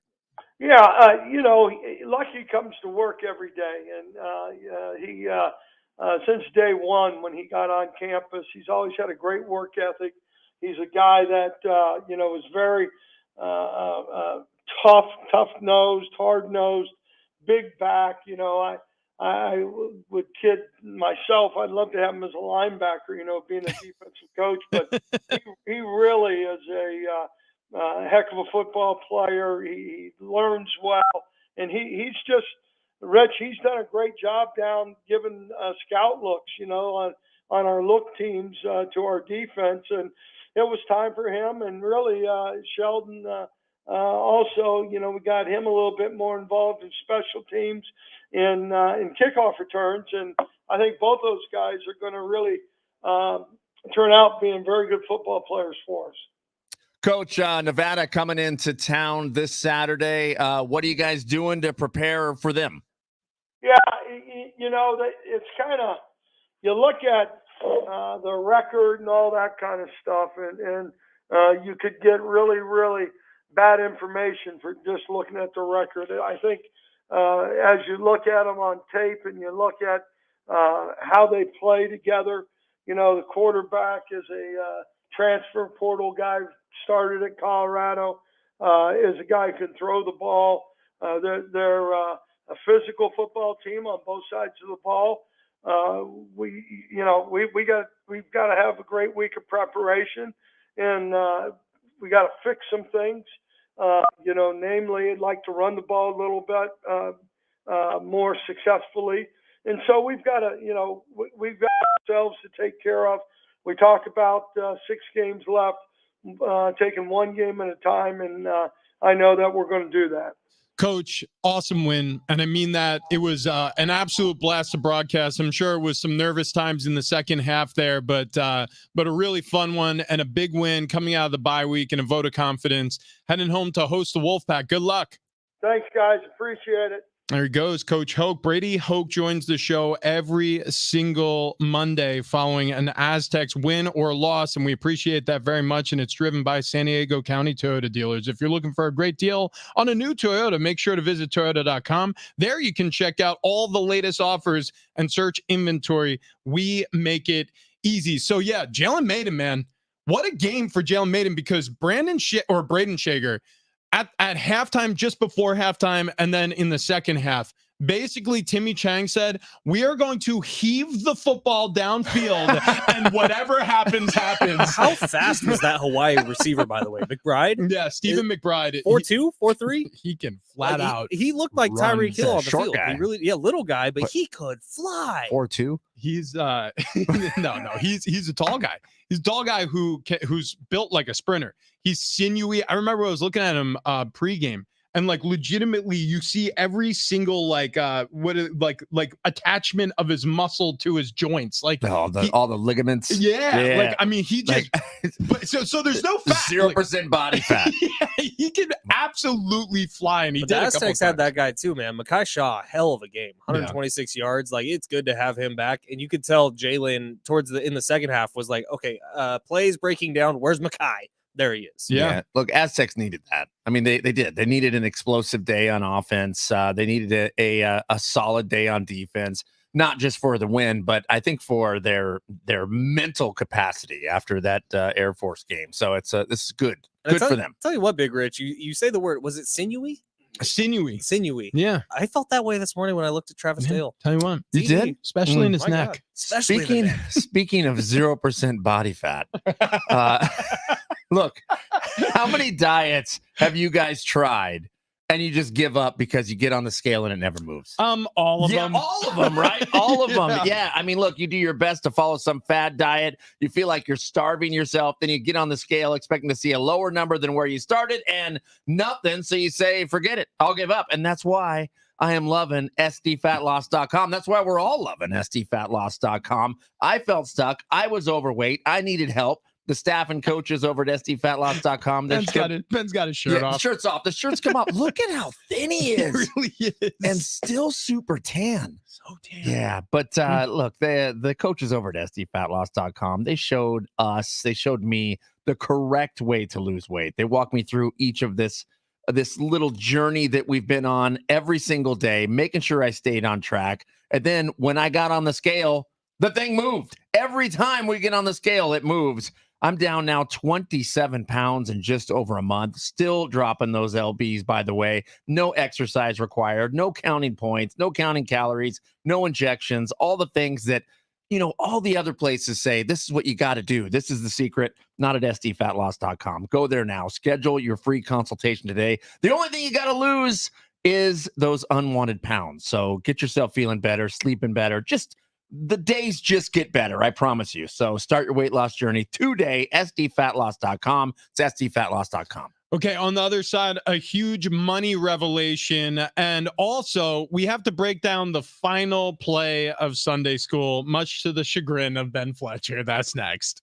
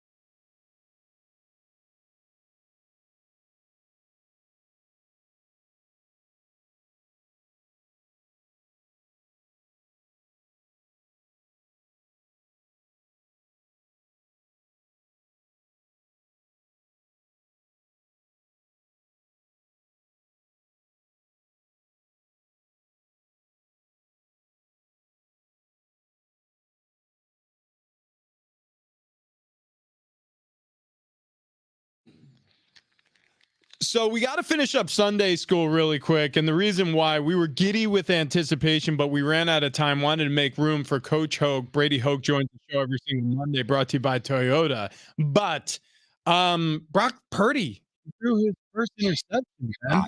I mean, just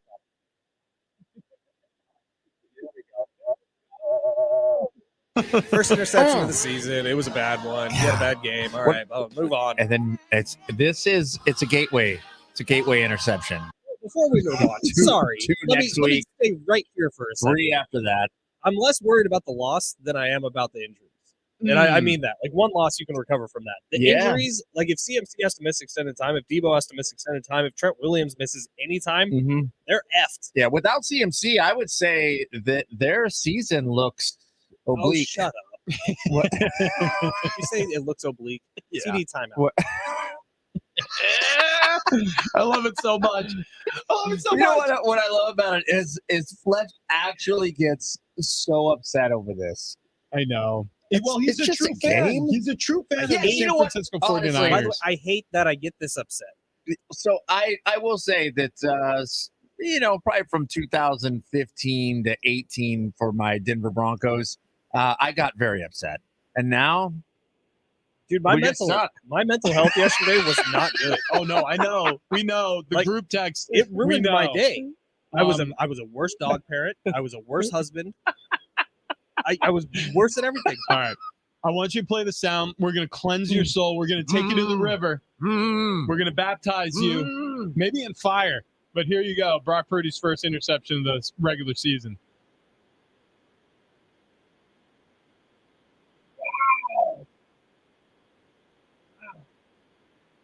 Lord, Wow. me from injustice.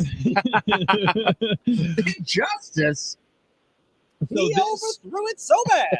This was a 4-man rush from the Cleveland Browns, and what they were running was a levels concept from the bunch. You had 3 receivers to Brock Purdy's left, and what the 3 receivers did basically was they all ran ins. So one's going to be a shallow in route, one's going to be intermediate right in front of the sticks, and the other one, obviously the one he wants to throw to on 3rd 11, is Brandon Ayuk.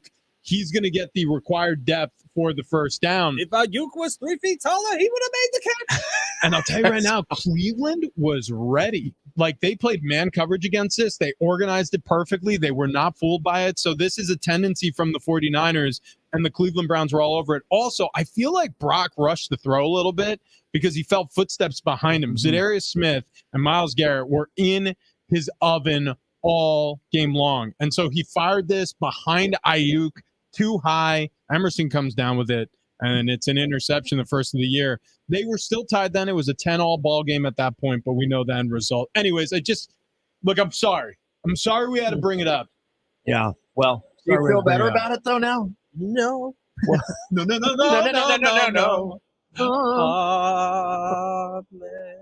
Yeah. Seriously. We'll bring it back to Sunday school next Monday. Everyone pray for Debo and CMC in the meantime. Did either of you guys watch any of the American League Championship series last night? What? Baseball? Yeah. I didn't watch a single. The Rangers won. That's all I know. You know what? So literally, the game had started, and I walked in. I'm like, wait, whoa, why is baseball on? It's sort of the Sunday Night Football. I would like to. Caleb was watching baseball. Yeah, I'm like, what? Well, What are you doing? some of his cards. Baseball cards. Yeah. I would like to take a quote from the prophet Brady Quinn as we wrap up Sunday school. Brady Quinn, who's on 2 Pros and a Cup of Joe right before us. He said, "It's football season. I don't have time for no baseball." Mm-hmm. I like the way he talks. Mm-hmm. Well, for me, this was my experience. So I am like in and out of consciousness all day yesterday. I landed at 7:30 from Hawaii. Got picked up by my father-in-law. There was already a football game on. Yeah. He brought me to the house and he's like, "Hey, did you see who won this one?" I'm like, I don't even know who I am right now, Pop. We get to the house. I host my radio show from 10 to 2 p.m. from the spare bedroom in our house. You guys sounded good. I listened for a little bit. Yeah. You can listen Red Zone Radio every single Sunday, Fox Sports Radio, 10 to 2 p.m. local time, and then fell asleep for a long time. For a very long time. I missed the entire afternoon slate of games. Woke up like in the second quarter of Buffalo Bills, New York Giants to Annie going, do you have to put your suit on and go to NBC right now? I'm like, where am I? I thought I was still in Hawaii. It was bonkers. So anyways, so that's what my Sunday looked like. And I remember when I was turning on the television to watch, YouTube TV offers a double box now. They say Monday Night Football and Monday Night Baseball at the same, or Sunday Night Baseball at the same time if you want. A little picture-in-picture action. And you said no thanks. I was like, nah, I'm good. Astros Rangers. I'm like, I'll take the whole screen. And I'll just take Giants Buffalo Bills. Thank you. I get the only thing I would say, TD, about this series is I hope the Astros lose. Yeah, I'm just rooting against them, and it happened last night. What the Rangers shut them out. That's pretty cool. Yeah, some guy named Montgomery. 6 1/3. You know why I'm rooting for the Rangers? Bochy. Yeah, love Boch. Yeah, Bruce Bochy. Like I mean, if I want to attach myself to any storyline, I like Bruce Bochy. It's the manager the Padres let walk, who now has 3 World Series and might get a 4th. That's the one. Cool. I like that guy. I wish you would have stayed. Dude, seriously? 30 seconds. Go ahead. How different would the Padres have been over the last decade and a half, 2 decades, if they would have just had Bruce Bochy the entire time? Well, how different is the story? Back then, different. And the reason is because they still let managers manage. Very true. So Very true. I completely agree. Nowadays, I don't think it makes a lot of difference, especially in the system that AJ Preller has created here in San Diego. If you're going to win, it's going to be by AJ Preller's sword. If you're going to die, it's going to be by AJ Preller's sword, because whoever his manager is, if they're a manager worth their salt, like Bob Melvin, they're going to bump heads because it's AJ's way or the highway. And if it's somebody like a Jace Tingler or an Andy Green, maybe they'll grow up and start having more arguments with AJ Preller. But for the most part, the reason why he hired young managers is so he could control them. And he did. And look what that's gotten him. Now, but like what I'm saying is when you look back at those 3 World Series he won with the Giants, the credit system would probably go Madison Bumgarner gets the most credit for those because he was just unreal during those postseasons. Buster Posey gets a ton of credit. Pablo Sandoval gets a lot of credit for one of them. But then it's Bruce Bochy. Yeah.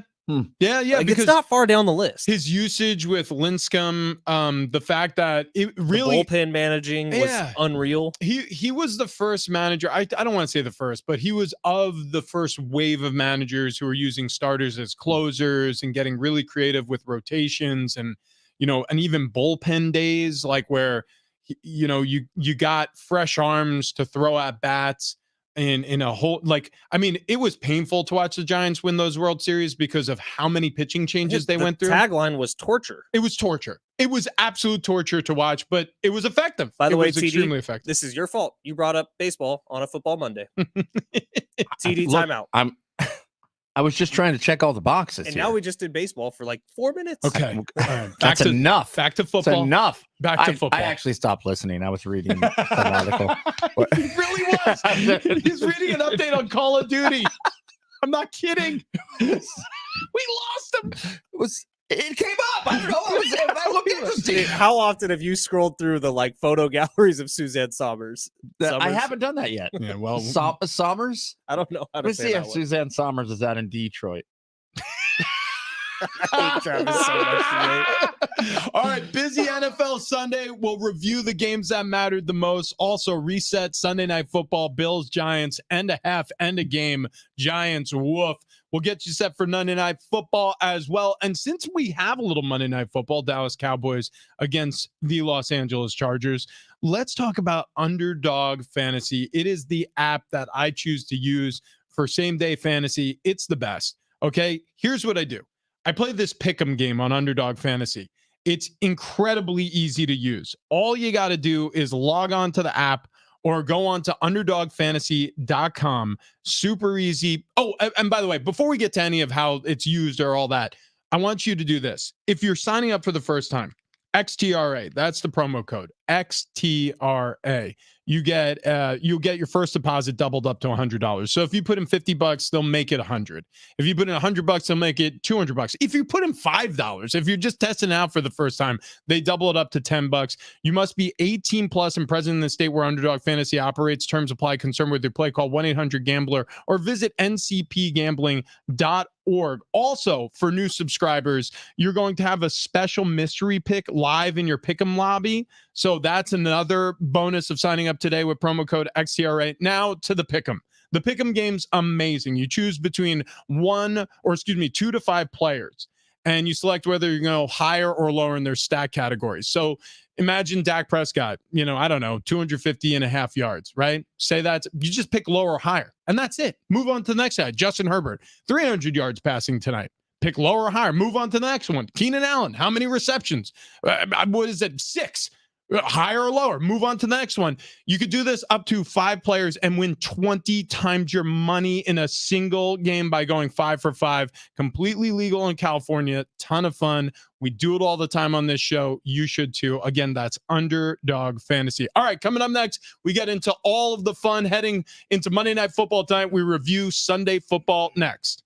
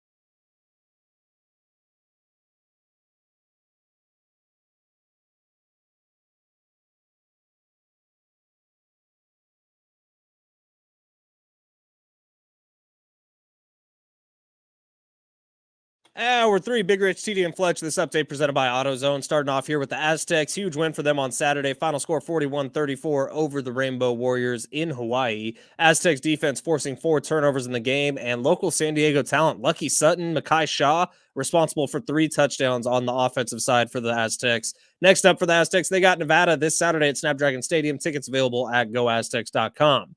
In the NFL, no more undefeated teams. Niners lose to the Browns. Eagles fall to the Jets. Big day for injuries. Also, quarterbacks Justin Fields, Jimmy Garoppolo, Ryan Tannehill, Trevor Lawrence, all leaving their games yesterday. And on Sunday Night Football, the Giants gave the Bills all they could handle, but the Bills would pull out a 14-9 win after stopping the Giants with 0 time left on the clock on the goal line. Coming up tonight, Chargers hosting the Cowboys. We got that game for you right here on San Diego Sports 760. Starting Stronger starts at AutoZone, where they've got battery solutions in the form of free battery testing, free battery charging, and replacement batteries that fit your needs. That's what makes them America's #1 battery destination. So get in the zone. It's AutoZone.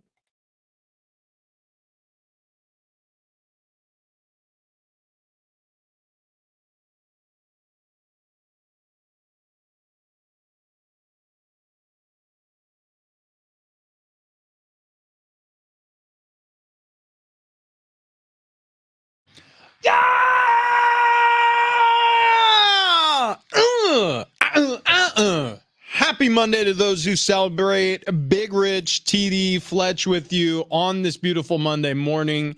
If you're just starting your day, or if you've been with us the whole time, download and use the free iHeartRadio app. It is the easiest way to take in this show. It truly is. You could take us with you wherever you go. You could start listening in your kitchen while you're getting ready for work, hop in the car, connect via Bluetooth, bring us into the office, or whatever you're doing throughout the day.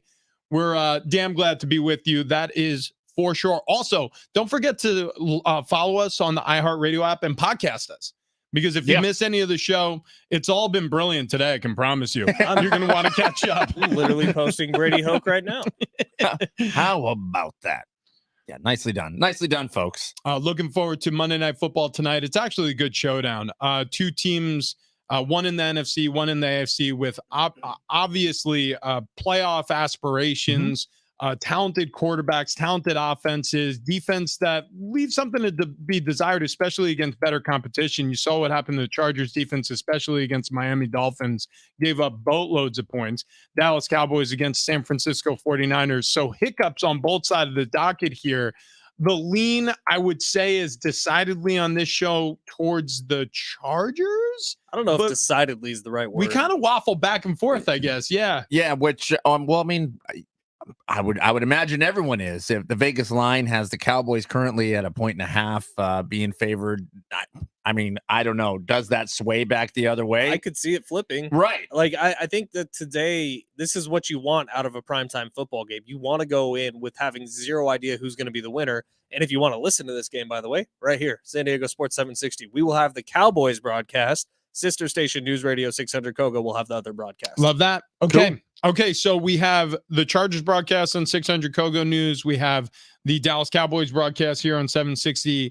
And we have a lot of updates to pass along about the Chargers. Justin Herbert still has that finger injury. He obviously will play, finish the game last. We saw Justin Herbert out there. So he'll fight through that. Some other updates.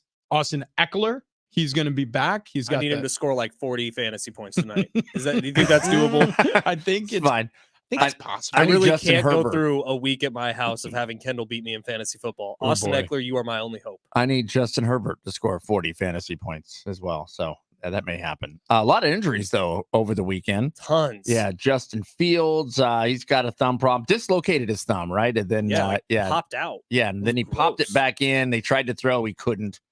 Jimmy G. Ooh-wee. Hospitalized with a back injury. Yeah, that seems crazy. It seems crazy, especially if you watch the play. It didn't look that bad.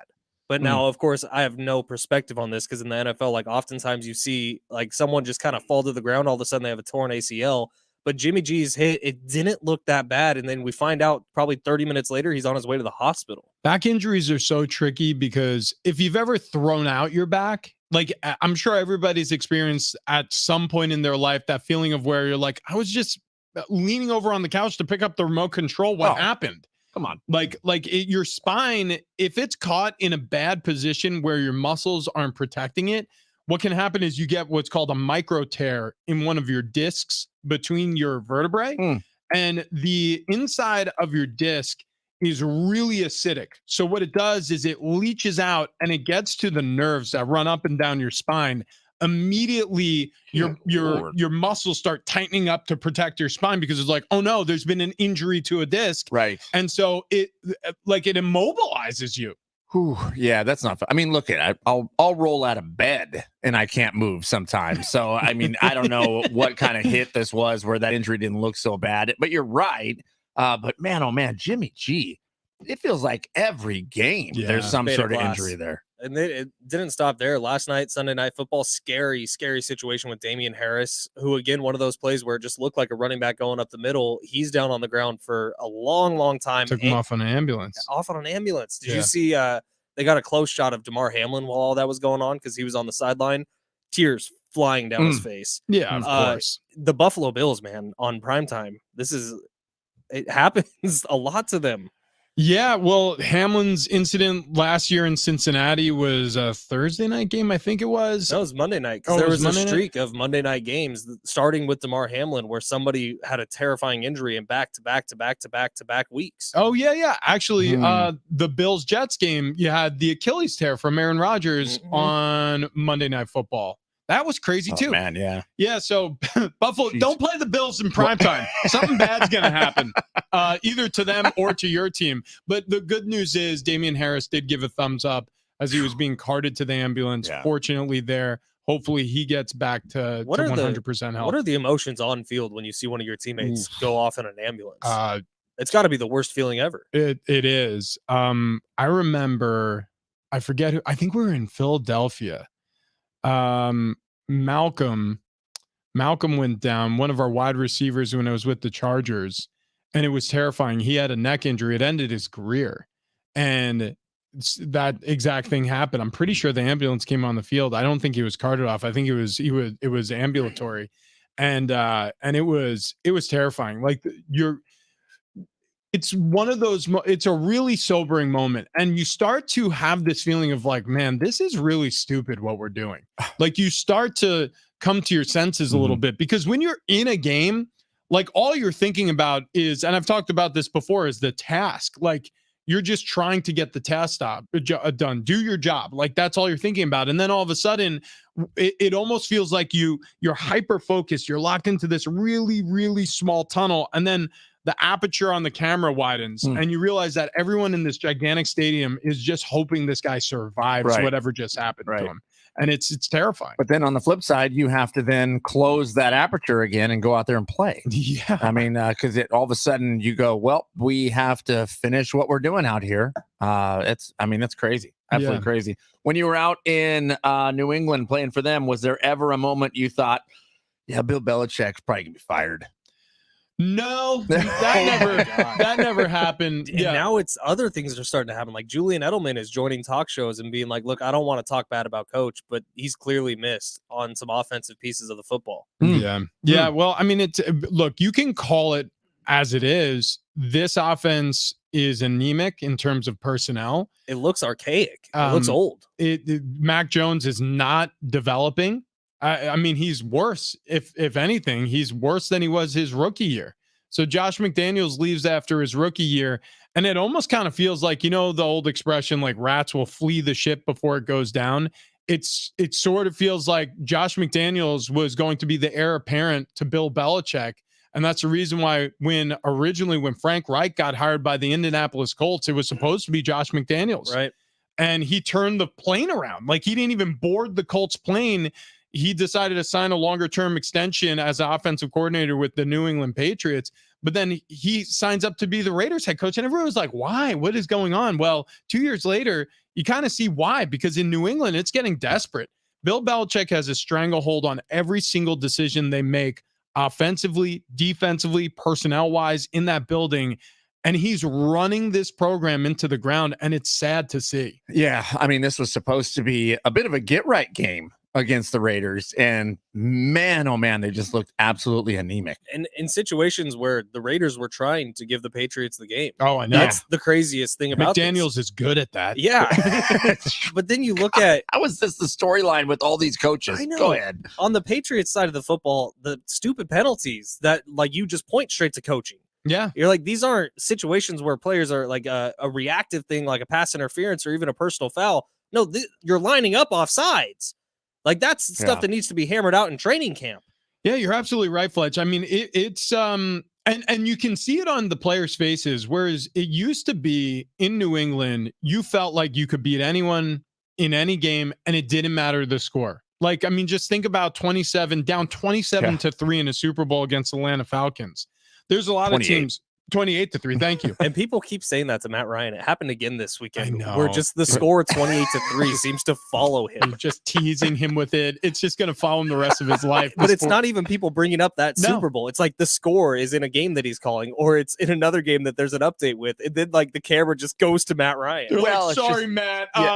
We got to bring this up right now. The Carolina Panthers are getting beat 28-3. It's the craziest thing. It's like Nick Castellanos at the plate and something horrible happens somewhere else, then he hits a home run. Castellano hits a home run, and it is a 4-2 ball game. Cincinnati Reds take the lead. And I do want to apologize for my deplorable remarks. It happened again this year with Castellanos. Like one of the coaches on one of the team they were playing against had just got arrested for a DUI or something. Oh, gosh. And the announcers were talking about it. And the Castellanos hits a freaking home run. Yeah. Oh, no. So anyways, he was drunk and killed a family of 4. Castellanos deep drive to left. Lord. Deep drive to left.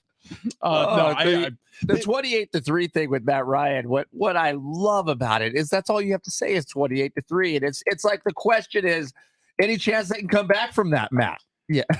and I mean, every single time he answers that question, he probably is biting the inside of his cheek like, yeah, it's possible. I've seen it happen right in front of me. Actually, what's worse is in the regular season, he was a part of the worst regular season comeback in league history also, when he was the quarterback for the Colts and the Detroit Lions came back and beat them. It was the Vikings. It was the Vikings. It was the Vikings. Remember, I put out that video that morning, like at halftime. I was like, called this upset. What was it, 28-0? All the way. It was worse. It was 33-0 or 33-3. It was something like that. And they came back from a 30-point deficit. I forget exactly. It was insane, though. Because it was honestly like and halfway through the third. I know. But it was just all of a sudden the Vikings were just scoring, and instead of the Colts just running down the clock, they're like, you know what we should do? Incomplete passes for the rest of the game. Yeah. Shocking. Update on Damian Harris, by the way, Bills running back who had that injury. He's heading in a good direction. That's from the team. It was a neck injury, so happy to hear that update. Also, the Jets beat the Eagles. There are no longer any undefeated teams in the NFL. The Eagles go down to the Jets. We talked about it at length today because Fletch is such a 49ers fan, but the 49ers lose to the Browns. We don't have to cover too much ground there because we've really unearthed a lot. And I think it's been an emotionally turbulent morning for dear Fletch. Still an open wound. It really is. Yeah. So we'll move on to the Eagles and just talk about them kind of skating by. It's really been a bit of a shame to see how they've played, and I'm curious now, after the loss, has the seal been broken? We'll get to that in a second, but first this.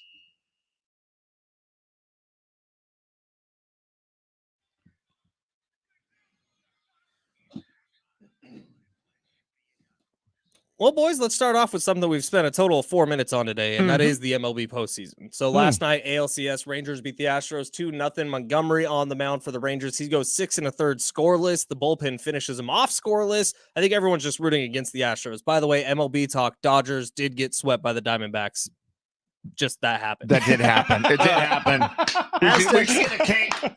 Aztecs over the weekend. I just want to remind everybody that did happen in that LDS. I still love it. Aztecs over the weekend. They needed a win. They got a win. They keep their hopes alive for a bowl eligible season. If you look at the Aztecs schedule, man, the next 4 games, the Aztecs should be favored in all 4 of them. And this season looks like it can turn around real quick after that 4-game losing streak. Local talent, Lucky Sutton, Cathedral Catholic High School, Makai Shaw, he was a Scripps Ranch guy, both of them having huge impacts on the game, and that's all good to see. If you missed the Brady Hoke Report, by the way, that was earlier in the show at 7:30. The podcast is posted on the free iHeartRadio app. Just check out Big Rich, TD, and Fletch. And Rich, you were talking about it. No more undefeated teams in the NFL, but there's still one team that's only been defeated, the Carolina Panthers. Yeah, no, that's true. Yeah, very true. Very Got true. beat up by the Miami Dolphins. Dude, this tanking for Caleb is going to get interesting. By the way, I feel like I should be able to order a Lucky Sutton at a bar. That is a great call. You know? Yeah. Yeah. Well, he's young, so NIL deals in the future should reach out to him. What would be in a Lucky Sutton? I don't know. I mean, we should it's make the drink. That's not a tropical drink. Like No. a Lucky Sutton has. It's got bourbon. It's got bourbon. It's got bourbon. Is it a shot or is it a drink? Ooh, what about one of those that Frank the Tank bought us? The little what did he call him? It was a French name. It's like a appetizer. Yeah, the little half shooter. Yeah, Was it a hors d'oeuvre? No, it was a French name. No. It's Je m'appelle. Wait, the little things he poured, weren't they Manhattans? Yeah, they were Manhattans, but the actual name, because they do that for like all their cocktails. The name of the glass that he had, it was some French name. I remember. Frank, we need to know. Tell us. Text us immediately. But yeah, Lucky. So I'll order 2 of them before I know what's in them. I can promise you that much. He actually, look, for a redshirt freshman to step into a game and not make any mistakes, any glaring mistakes, at least. I'll look at the film later this week. He also had the 9-yard run at the end of the game to ice it. Dude, yeah, he got the first down, and then they could kneel on the football. Because I was saying, I'm like, oh boy, look at that. I was like, Hawaii's got a couple of timeouts left. I was like, they need a first down. And then he racks off 9 yards. I'm like, and we're just about there. Carrying a couple Hawaiian defenders on his back. Yeah. Like, I was really impressed with Lucky. And those Hawaiian defenders weren't small. They had a guy who was 5'11", 330 pounds on their defensive line. Oh my God. We haven't talked about it, but Yeah. that play in the first half, the offensive line doing the up down. Oh my God. Was that not the most creative play you've ever seen an Aztecs offensive coordinator call? Ryan Lindley reached deep into his bag and he ran a play. And this is the way I'll describe it. Bunch, like a 3-receiver bunch to the right. The offensive line does a up down, which means they drop to their chests on the ground. They weren't looking to cut anybody because they didn't want the defensive line to fall on top of them. But the defensive line played low like they were getting cut. So then he throws, Jalen Maiden, quarterback, throws the football out to Martin Blake, High school quarterback. They're running back, by the way, and he's sort of hidden behind the bunch set of wide receivers. Jalen Maiden then sneaks out the back door to the left with a convoy of offensive line blockers who are now back on their feet after doing an up down and leading the way for the QB screen to the left for a first down. It was brilliant. It was like a 16-yard gain. If there was one less Hawaiian defender over there who was pretty smart, it would have been a touchdown. But I would just, when I saw that, I was like, Brent, did they just do an up down? And then you said it on the broadcast after Ted finished up with the call, and I was like, they just did an up down. It was incredible. It was really, really cool. In fact, I'll probably post a video, Big Rich breakdown, where I'm breaking down that play because I've never seen it before. I'm sure he either thought of it in a fever dream or saw a high school do it somewhere and brought it to the playbook. It was incredible. Lafayette. Oh, that's right. Lafitte. Speaking of Lafitte. Yeah. Speaking of, yeah. What talks to you about my feet and my art support? No, it's not time for that. Not just yet. But I do want to talk to you guys about my weight loss. Oh, before you do, we have a text message from the 817. Rich, I saw you on TV last night after Sunday Night Football. Gotta say, you are looking like a next level fit guy. Congrats on the progress. I appreciate it. Yeah, it's been a struggle for years now, losing some of these tricky LBs. I've been very honest about that. I don't think what we do on this show was all that conducive to keeping the pounds off. It's like opposite. Yeah, it's like opposite of that. We're doing a lot of eating a lot of delicious and very fatty foods and doing it often. But we are a team now. Together, TD, Fletch, and myself, we've all joined in on this SD Fat Loss. And if you're unfamiliar with them, go to sdfatloss.com today. Tons of information on their website and find out what we've been doing. Travis is down over 25 pounds. Fletch is down, closing in on 30 pounds. I'm down 30 plus pounds in just 5 weeks. 5 weeks in a day. That's where we're at. 5 weeks in a day, 30 plus pounds I'm down. I'm fitting into clothes that haven't fit me in years. The wifey, that's the thing about it, is like all of a sudden you lose like 10 pounds. Your wife says nothing. You lose 20 pounds. She goes, I'm not sure if it's working yet. You lose 30. All of a sudden she's like, well, handsome. Where have you been? I'm like, I've been hiding under all this fat. You know what's funny, Rich? I don't know if it's funny or good or crazy, whatever it is. You talk about it's been 5 weeks in a day. Yes, it has been 5 weeks in a day. But I gotta tell you, after about 3 weeks of it, it's kind of like, it's just it's what you do. It's what you do now. Yeah. So it's a little bit of a change in your diet, a little bit of change in your hydration, a little bit of change of how you feel and look at food. And it works. It really does. The results are the results. We're losing weight in bunches. We're closing in on losing 100 pounds as a show. I mean, so that's what I would suggest you do. If you have a spouse or a brother or a sister or a family member, an uncle, a grandpa, anybody who you could do this with, a buddy, a neighbor, a friend down the street, or a friend across the country. You could do it remotely. We actually have done it remotely.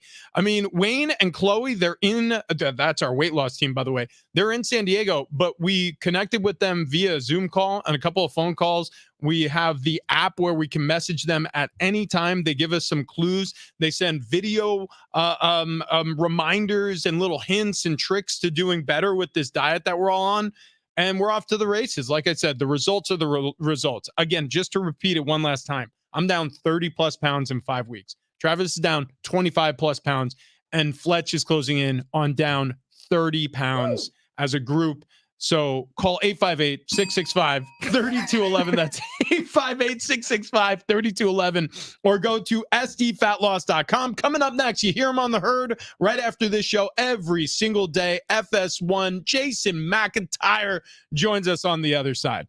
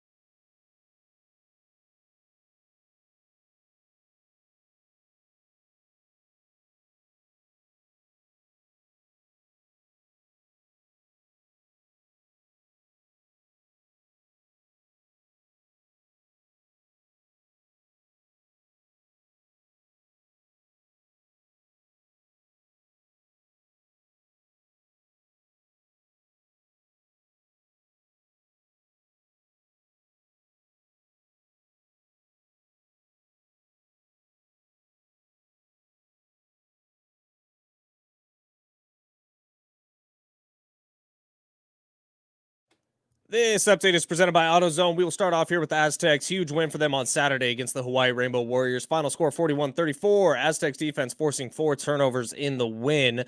Next up for the Aztecs, they got Nevada this Saturday at Snapdragon. Tickets on sale now at goaztecs.com. In the NFL, no more undefeated teams. Niners and the Eagles both lose yesterday. And on Sunday Night Football, the Giants gave the Bills all they could handle. Bills would win the game, though, 14-9. Coming up tonight, Chargers hosting the Cowboys. You can hear that game right here on San Diego Sports 760.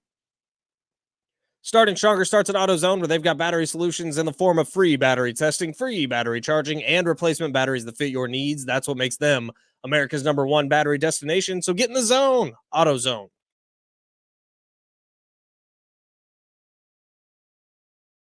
It is Big Rich, TD, and Fletch. It is San Diego Sports 760. You do want to keep it tuned in here because I'm thinking it's going to be in the next 10 minutes that you can get yourself a 4-pack of tickets to SeaWorld's Hallow Scream, the screamiest event of the season, now at SeaWorld San Diego. It's Hallow Scream. It's happening through Halloween night on select nights. If you want information or you want to buy tickets, you can go to SeaWorldSanDiego.com. But if you want to win tickets, you want to keep it locked in right here. Last night, some Sunday Night Football, crazy games, man, all throughout the day. In fact, even before last night, it was the Eagles and the Jets. This was a crazy one because this one was supposed to be the easiest bet of the week. This one, the Eagles, they were having to give up 6.5, 7 in some places. They were supposed to go in and trounce the New York Jets. You hear him every single morning here on San Diego Sports 760. He is a huge Jets fan. We thought we'd bring him on here, maybe for a little victory lap, maybe to pick his brain a little bit to see if, Aaron Rodgers is even needed anymore in New York. J-Mac, how you doing today, buddy? Well, listen, I'm a realist. Listen, the Jets got a little lucky yesterday. Come on. What? They get lucky against Josh Allen.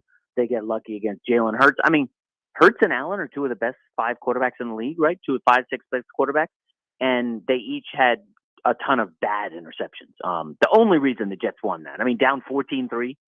Yeah, you're right. I thought the Eagles would just run the ball and run all over the Jets, and they couldn't, which was stunning. DeAndre Swift, 10 carries, 18 yards. But let's not act like Zach Wilson is the reason the Jets are winning, folks. 19 of 33 for $186. Basically, he didn't turn the football over. Hey, Zach, don't screw up, and we'll have a chance. That's the rule. Don't fumble, don't throw dumb interceptions. We'll have a shot. He did take 5 sacks, which, not great. But I don't want to get too excited, but then I look at the schedule. Have you taken a look at this? There's a legit chance they win 10 games this year. I'm not kidding. Yeah, man. And then, legit chance they win 10 games without Aaron Rodgers. But if they do, let's just say they're at 8-9 wins, and all of a sudden Aaron Rodgers comes back. You think he's coming back? Well, he said he is. He said, I vow to come back. He was on the field. He was on the field throwing the football. Hang on. Everyone stop. Jason, back this up that the Jets are going to win 10 games this year, because that's a little ridiculous. Well, no, I'm being serious. Let's look. You want to go through the schedule? You got 30 seconds? Please do. We got all the time. Travis has a little ding on the desk now. He will ding it every time we think you're right. Every time we're wrong, Rich is just going to scream, eh. Okay. So they get the bye week. So Sauce Gardner, DJ Reed out with a concussion. Back. Then they face the New York Giants. They'll be favored. That's a win. Okay. They face the Chargers. I'll give them a loss. Then they face the Raiders in Vegas. I will be at that game. Probably not rowdy because I don't want to get destroyed. I think the Jets win that game. We don't even know if Jimmy G is going to be back. It could be AOC or Hoyer. Jets win that game. That might end in a tie. Wait a second. Brian Hoyer he's such a good quarterback. He was my roommate. He made one pass. Roommate. Right, so they beat the Raiders. We'll say that the Jets lose to the Bills in the rematch in Orchard Park. Now, and don't scoff here. They face Miami in New York Thanksgiving weekend. Hold on. Okay. So the Jets defended McDaniel's offense extremely well in both meetings. They won one. I know it was against the third-string quarterback. They lost the other. I think that they can split with Miami. I'm going to channel. Hang on. I'm going to channel your co-host, Jason. I hate this take. I also wait. Hold on. Okay, are you ahead, confusing Josh McDaniels and Mike McDaniels? when Miami faced a good defense in Buffalo, what happened? They couldn't stop. They could not move the football. They really struggled. I think only 24 points. Jets are better defensive than Buffalo. Let's give them that win. All right. All right. Oh, yeah, but the Jets would have to score points. No, remember, the strategy is don't screw up. That's all you got to do. Miami defense ain't great. All right, so then Atlanta, they're going to beat Desmond Ridder. We know that. Okay, I agree. Ding that one. Houston could be tough. They're plucky, but we'll give them the nod here. Okay, fair. At home against C.J. Stroud. We'll give them a loss in Miami. Okay. And then they beat Washington and the immortal Sam Howell. They lose to Cleveland, and then they beat New England. Yeah, they ding them again. Yeah. Everybody's going to beat New England. Yeah. Okay, the Browns are on fire. You're making a lot of sense all of a sudden. I will say there were a couple of questionable things in there, but overall, Jason, I do think that the Jets. You used the word plucky for the Texans. I'll say the same thing about the Jets. Now, I think they're a little bit more confident because Robert Saleh, but that is a plucky team. I want to stay in the same division. Is Bill Belichick going to be fired after this season or during? No, come on. You don't fire that guy. I can't imagine it. They're aggressively bad. They're like Denver bad right now. Mac Jones is just, listen, you were in that building. You know what it's like to play for an amazing quarterback and have him in confidence in the locker room. There's zero confidence in Mac Jones. He made one throw and Devontae Parker dropped it. And then, of course, I had the Patriots getting 2.5. And that clown, Mac Jones, takes a friggin' safety with 90 seconds left. Oh. I was livid. Like, throw the ball away, dude. That's all you got to do. Mm-hmm.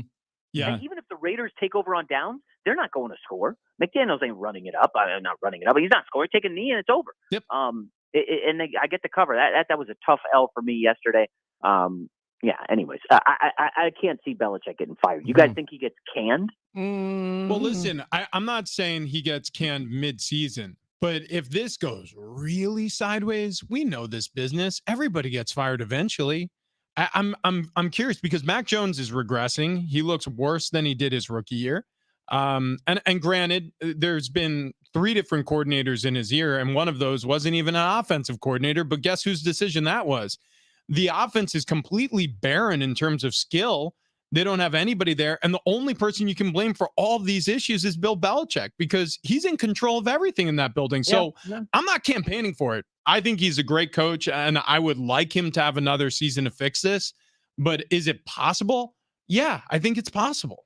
Yeah. So Belichick and the Patriots have 72 points. They're 1-5. The Giants have 71 points. They're 1-5. Miami scored 70 points in one game. So, we need to put the Patriots and the Giants into perspective of how bad they are. Absolutely. I didn't do the math. Yeah. And by the way, the Patriots have been outscored 72-3 over the past 3 games. It's been the worst stretch of Bill Belichick's career. So, let me ask you. This is going to sound like a hot take, and Jay, you didn't think this through.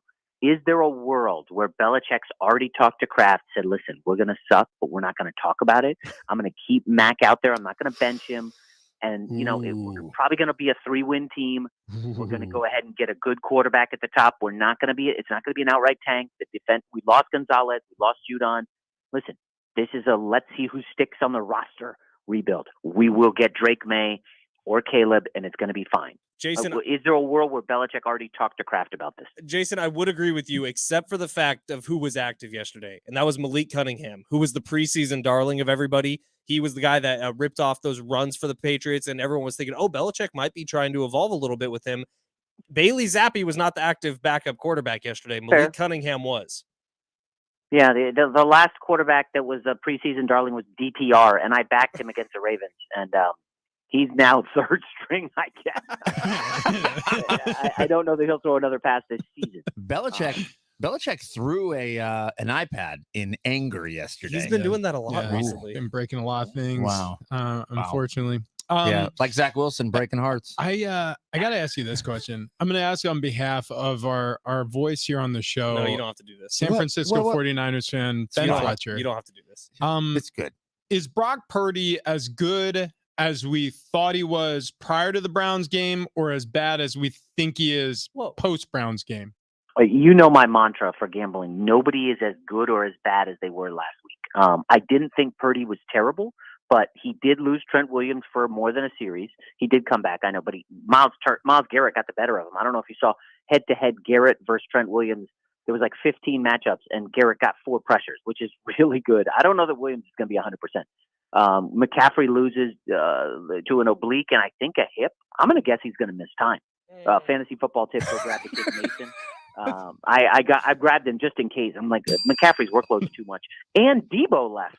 It was like a lot of things against him, and Brock still got them down the field.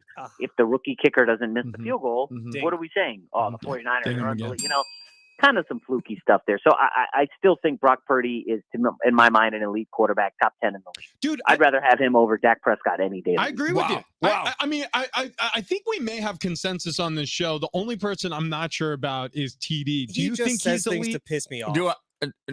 No, actually, I am still, for whatever reason, not completely sold on Brock Purdy. I don't know why. Okay, I mean, because if I was just looking at numbers, I'm like, this guy's awesome. Pose the argument that you posed to us about Brock Purdy last week and tried on J-Mac about him being with a different offensive coordinator, different team. Yeah, so J-Mac, if you put Brock Purdy on the Patriots, on the Patriots, is he still elite? I don't know. I mean, if you put any of the elite quarterbacks, that's a fair question. Yeah, I don't know. Like, can Justin Herbert do anything on that Patriot? Like, their receivers suck. Nobody can get open. And then the counter is, okay, well, what could Zach Wilson do with Mike McDaniel or Kyle Shanahan? Could he be passable? I don't know. I mean, they're scheming so many guys open. It's a fair question. I don't know that there's an answer. I guess ultimately at the end of the day, like, Brock Purdy's making the throws, and Trey Lance couldn't even grasp this offense. Trey Lance, the young kid they draft, couldn't grasp the offense.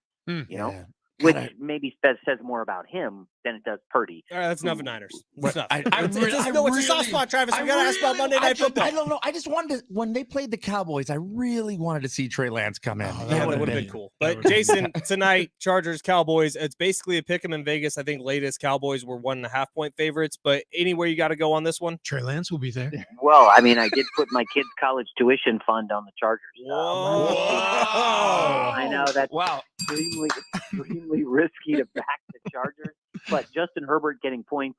I think the Van Der Esch injury is big because Austin Eckler's back, and I expect Kellen Moore to scheme up against the old defense that he knows, and I think he'll be able to have a lot of success. I don't trust McCarthy ever in a big spot. You put little Max Future on with the Chargers and Gene Spanos. I didn't tell my wife, but I don't think she's listening. So wow. She actually just texted us. She said, you never back Justin Herbert against the boys. This from Mrs. McIntyre. Can't believe that. Gee. Wait, are you guys on the Cowboys? No. I tried to guess this line, and I guessed that the Chargers were favored by 1.5 at home. I wasn't shocked to see that Dallas was, but this feels like a pick 'em the whole way. Honestly, I can't put money on either side. I feel like it's as even of a primetime football game as we've had all year long. About a time we get a good one. I don't know about you. Like, I could barely watch Tyrod Taylor last night. No, I thought it was a great game. Terrible. Now listen, Thursday night. Hey, it sounds like Trevor Lawrence. We don't know his status. I went and took the Saints Thursday against the Jags, not knowing if Lawrence is going to suit up. And I don't know. There could be some value there before we get word on Trevor Lawrence. Even if he's in, I got Saints here. They're not that bad. They had like 400 yards of offense yesterday. They just, wet their pants in the red zone. It's really bad. I don't know what Carr's doing. Yeah, Derek Carr. Yeah, I mean, I agree with that. Derek Carr, I think, needs to play his way into the season. He's kind of a slow starter. I do think the Saints can finish strong, and the Texans, they are plucky. You mentioned that earlier. If you want more of this, check out Straight Fire. It's the podcast that Jason McIntyre does. He has weekly updates there on his picks, as well as you can hear him on the Herd every single day on FS1 and right here on San Diego Sports 760. Thank you, Jason. We love you. We appreciate the time. Take it easy, fellas. There he goes, Jason McIntyre. And As we're about to run out of time here on the show, I just want to remind everybody, get out to your San Diego County Toyota dealers if you're searching for a new car, a truck, or an SUV. I drive around in the 4Runner. I absolutely love it. Trust me, I tried out a bunch of different car brands before I landed with Toyota. I don't know why. I just had this misconception about Toyotas. These cars drive forever. They're super reliable. They're super roomy and spacious in almost all the models. What I've noticed about Toyotas is you sit in them and you're almost always like, oh, wow, there's more space in here than it looks like. The 4Runner, I feels that way. I got in a Highlander. My sister drives one when I was on the East Coast. Up in LA, my mother-in-law owns a Prius. I hop in that thing. I'm always like, this is like a space shuttle. Like I feel like I'm in mission control right now. So again, get out to your San Diego County Toyota dealers. If you're looking for a new car, they'll get you in a reliable automobile. That's been the best part of this. I don't have to bring my car into the shop constantly. I drove a car that was kind of a lemon, bad transmission, struggled with it for years, wanted something that had good resale value just in case I wanted to get out of it sooner. And I don't. I bought a brand new 4Runner and I'm still driving it today. 5 or 6 years later, it's been a perfect car for our family as we grow into it. We got 2 kids who used to be in car seats. One of them's in a booster now, plenty of room in the middle row, back row. We can fold it down, have it up for when family's in town or when we got to stow stuff and drive different places. So get out to San Diego County Toyota dealers today to check out their deals. Go to toyota.com. And if you're interested in an electrified vehicle, check out their Beyond Zero lineup today. Okay. Coming up next, a story to tell from Hawaii, and we've got SeaWorld tickets to give. Yeah, right now. And we're going to give them away right now. There are so many hand gestures happening. As I read sign language. Incredible. 844-570-1360. Caller number 5 right now. You're going to go to SeaWorld's Hallow Scream. Coming up next, I have no idea. Yeah, it's the end. Rich's story. Yeah, dude. Oh, yeah. Wait till you hear what I did. I could have been arrested for what I did. And by the way, Aztecs basketball, 2 new recruits committed. Massive. Massive breaking news on the other side. That's next.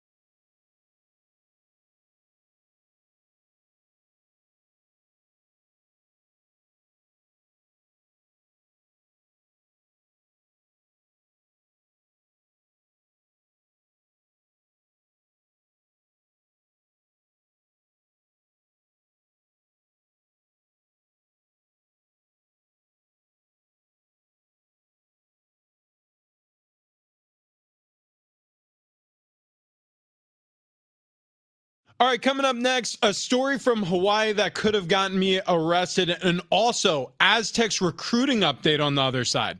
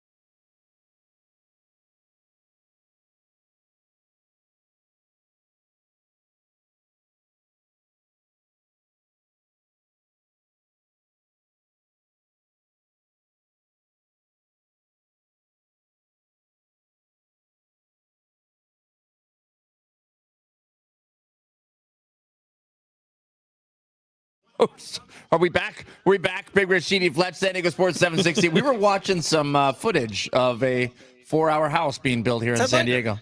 Yeah. How'd you know that? It was on the text line. Oh, okay.